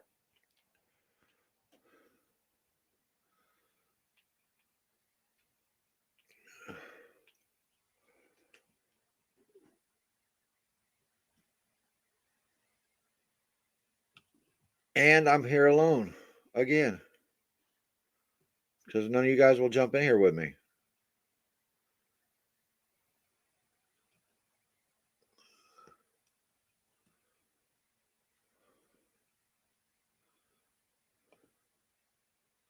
Back to the orange helmets. Really, you like them, Fred? Or are you just saying that? Because I never got those bear colors in the first place, black and orange. I do know one thing. Kind of pissed off that we don't have our throwbacks, and we were the ones pushing for throwbacks the hardest in the first place. What do you think of that, Mr. Hey, where's Ramona? I got a question for her. Where's Ramona? in Miami? That's stupid. It's true. Why don't midgets wear tampons? For the same reason Ramona's in fucking Miami. They trip over the string.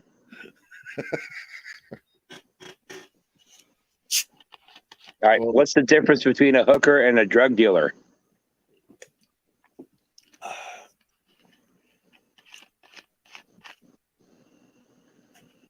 Got nothing. The difference between a hooker and a drug dealer is one can wash their crack and sell it again. No? Okay. Oh, I was reading comments. I haven't heard that one. I don't mind any stadium moving to the suburbs. I think that's a good idea. Actually, get out of that crowd in the inner cities. I mean, it works for Green Bay, right? Dude, it's time to smoke. Let's see. David Moser, we would love to get you on here. That sounded kind of weird after I said it. There's no good way to say it. Can you come on? No, don't come on me. Get you on? No, that don't sound right. It's just you're invited to join the show. How's that? Well, I'll say this, okay? Look, we sent out the link. We asked you guys to come on. If you were any slower, you'd be Stephen Hawking in a snowstorm. Okay, guys, let's do this. And that's taken into account the delay. Right. Hey, if you drop the soap on the floor, is the floor clean or the soap dirty? Dude, man, I'm not stoned enough for questions like that.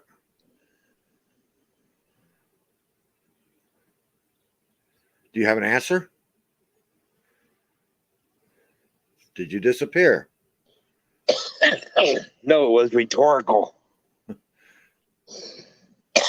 That was a good one. All right. If two vegans argue, is it still considered beef? No? Okay. It has to be, just to piss them off. If you get out of the shower clean, then how does your towel get dirty?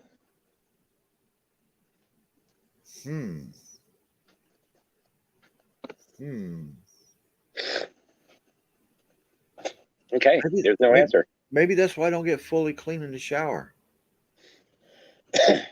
What if you towel off while you're in the shower? Which orange came first, the color or the fruit? Quite sure it was the fruit.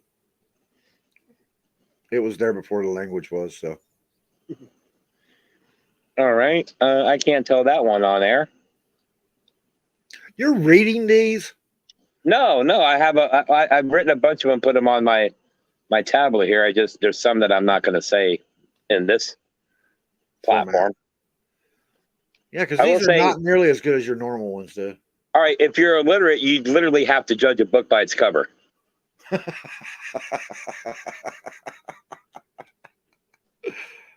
That's your best one for tonight. Okay. Someone broke into Alex Rodriguez's house and beat his wife with a pole. Actually, it was a rod. Was it Tom? No, it was a rod, dumbass. I thought Tommy moved into his house.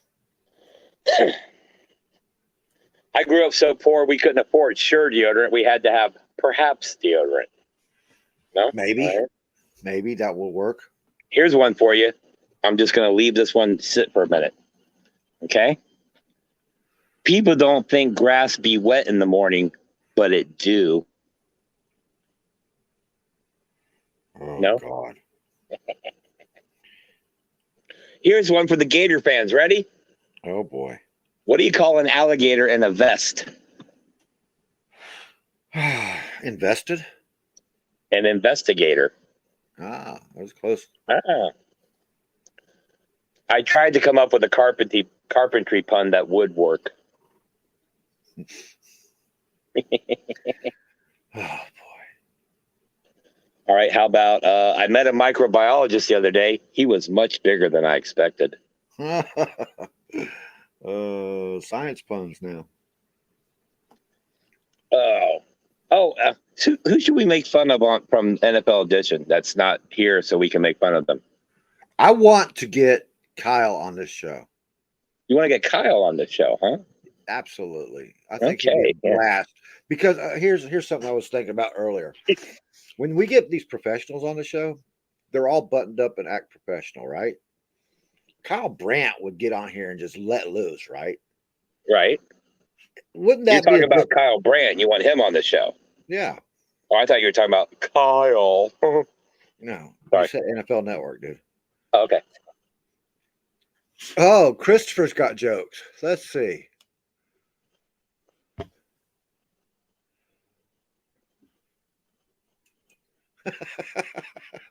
That was a winner.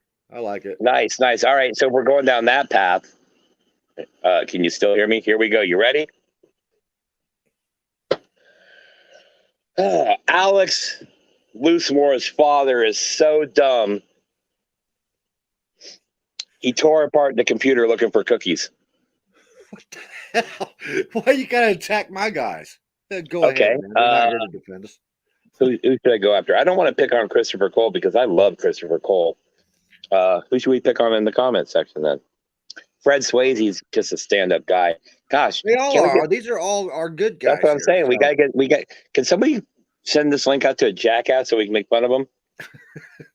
Yes. Hey guys, think of the biggest jackass you can think of and send the link out to them right now. Let's get them in here.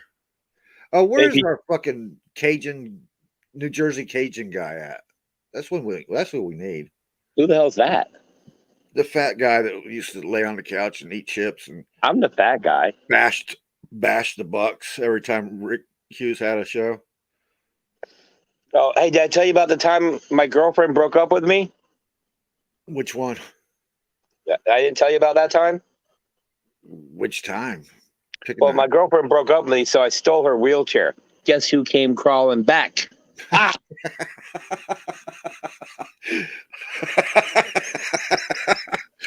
Okay, you and Christopher, best ones tonight.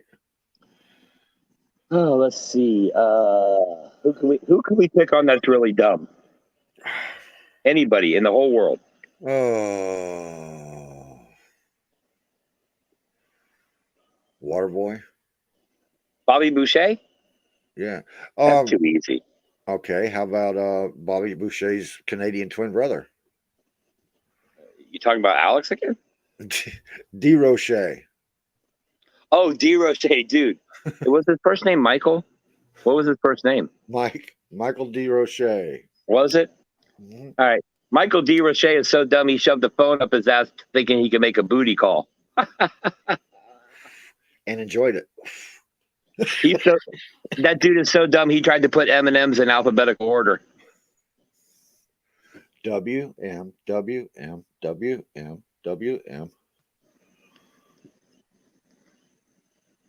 He also thought chicken strips was a strip club for chickens. Honestly, the M&M thing, I can honestly see Michael D. Roche doing that. About time you start bringing out the good ones. What the hell was wrong with you earlier? What did one saggy boob say to the other saggy boob? Want to catch a lift? If we don't get some support soon, people are going to think we're nuts. That's some serious sag right there. That's some saggage.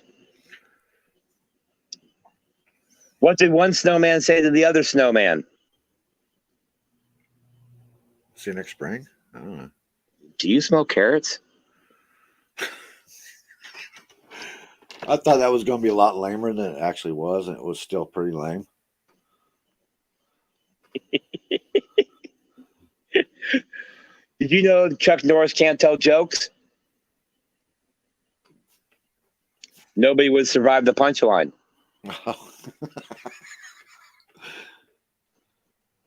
That was a good one. I don't care what you say. Chris, did you use up all yours? Come on, man. Help me out here. I mean, at this point, we're going to have to start making fun of people just to get them to interact, which is probably not a good business plan. But hey, let's see. It is 2 hours into this. We blew our load on the earlier part of the show. Well, I can say this. Everybody can see Johnny Dean, right? Okay, look at Johnny Dean and realize he has the sex appeal of a gymnastics doctor. That one's deep. That's bad. I wonder how many. All right, let me get. I got a good one here. I stole right from a internet radio show. I stole this. So, full disclosure, I stole this. Did you steal it? I stole it. I gotta find it though, because I stole that. it's pretty fucking bad.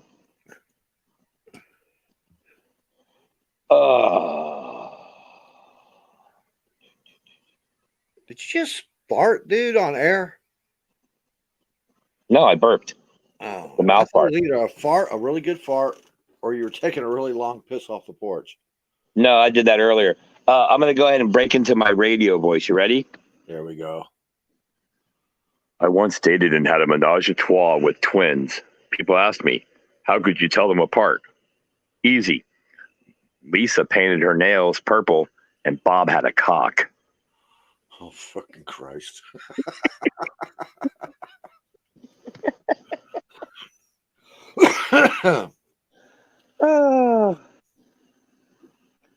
We got a viewer back. And they're going, what the hell is this?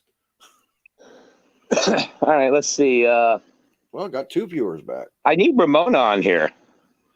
Ramona. Yeah, Fred. Exactly. What the fuck?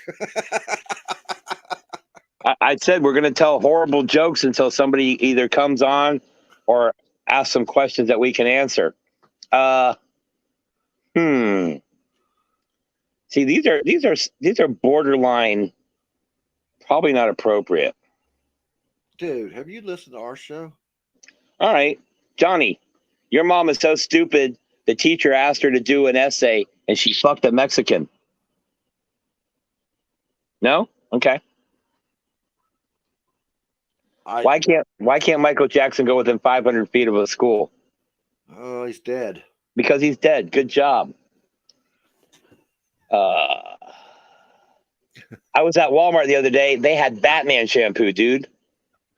But I was shocked they didn't have Conditioner Gordon. Conditioner Gordon. Whoa. No? Okay.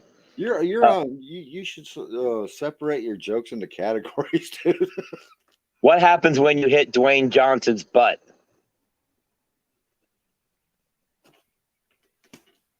You've hit rock bottom. Oh my God. Right? Never put that much thought into it.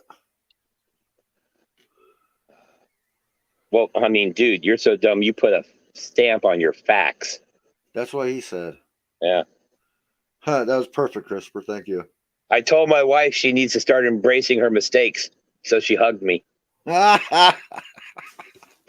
Oh, fuck. That's happened way too many times in my life. Oh, and I got this one from my friend. He lives out in Southern California. He runs a Bucs group out there. It's basically it's a Buccaneers fan group for people from Mexico, right? Yeah. So I'm telling this joke because it came from him to me. So again, I'm stealing a joke, but I'm just regurgitating it. Ready? Yep. What's the difference between a Hispanic and a stoner? What? The stoner has papers. You don't know that. He could have bull. Okay. This one's for Ramona because she's not here now, it doesn't look like, but she will listen later. Ramona, you know the difference between a boner and a cheeseburger? You ain't giving me a cheeseburger right now, honey. Good night. Good night, David. I'm about to say good night, too. We dragged the bottom of this barrel. So what you're saying is you hate my jokes, and that's okay. Well, not just that I hate your jokes. It's just that, kind of boring now. Why did priests invent baptisms? To drown fucking children? I don't know. I don't know. You're supposed to wash your sex toys after you use them. To drown children. Why did I say that? So what are you trying to tell me you're tired, Mr. Johnny Dean? Yeah, I'm a little bit tired. All right, so check it out. We're going to wrap it up then because that guy who kept popping in the back room, I guess he disappeared for lack of testicular fortitude. Yeah, I kept thinking he might jump back in, but he chicken shit it out. All right, so follow Johnny Dean on Twitter. It's real simple. Follow the NFL Edition Facebook page. Hit like, hit subscribe, hit follow. Tune in Thursday night, somewhere around 9 or 10 o'clock Eastern for the NFL Edition. Really depends on how high Alex Loosemore gets before he does the show. Make sure you like and subscribe to Bucs Report YouTube. Tampa Bay Sports Report. Hit that follow button on Facebook. Yeah, you know what I'm talking about. David, you're watching it right now, David. Hit that follow. Show some love. Before we get out of here, or as we get out of here, Johnny, instead of just ending the show, for all those that haven't seen any of the videos we posted, we're going to play a couple videos from, what the hell is his name? Alex Schumber, Superber.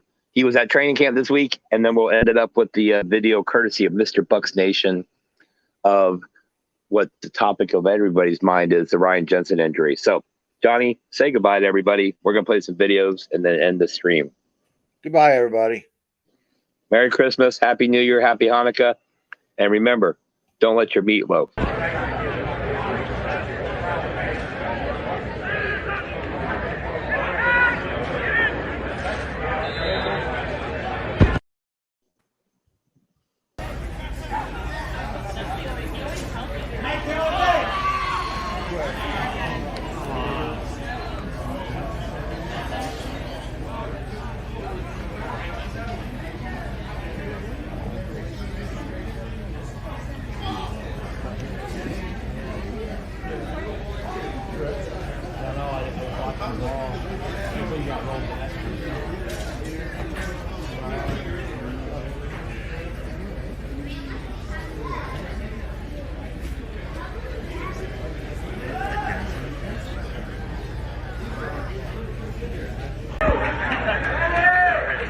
Three freezy pops! Three freezy pops!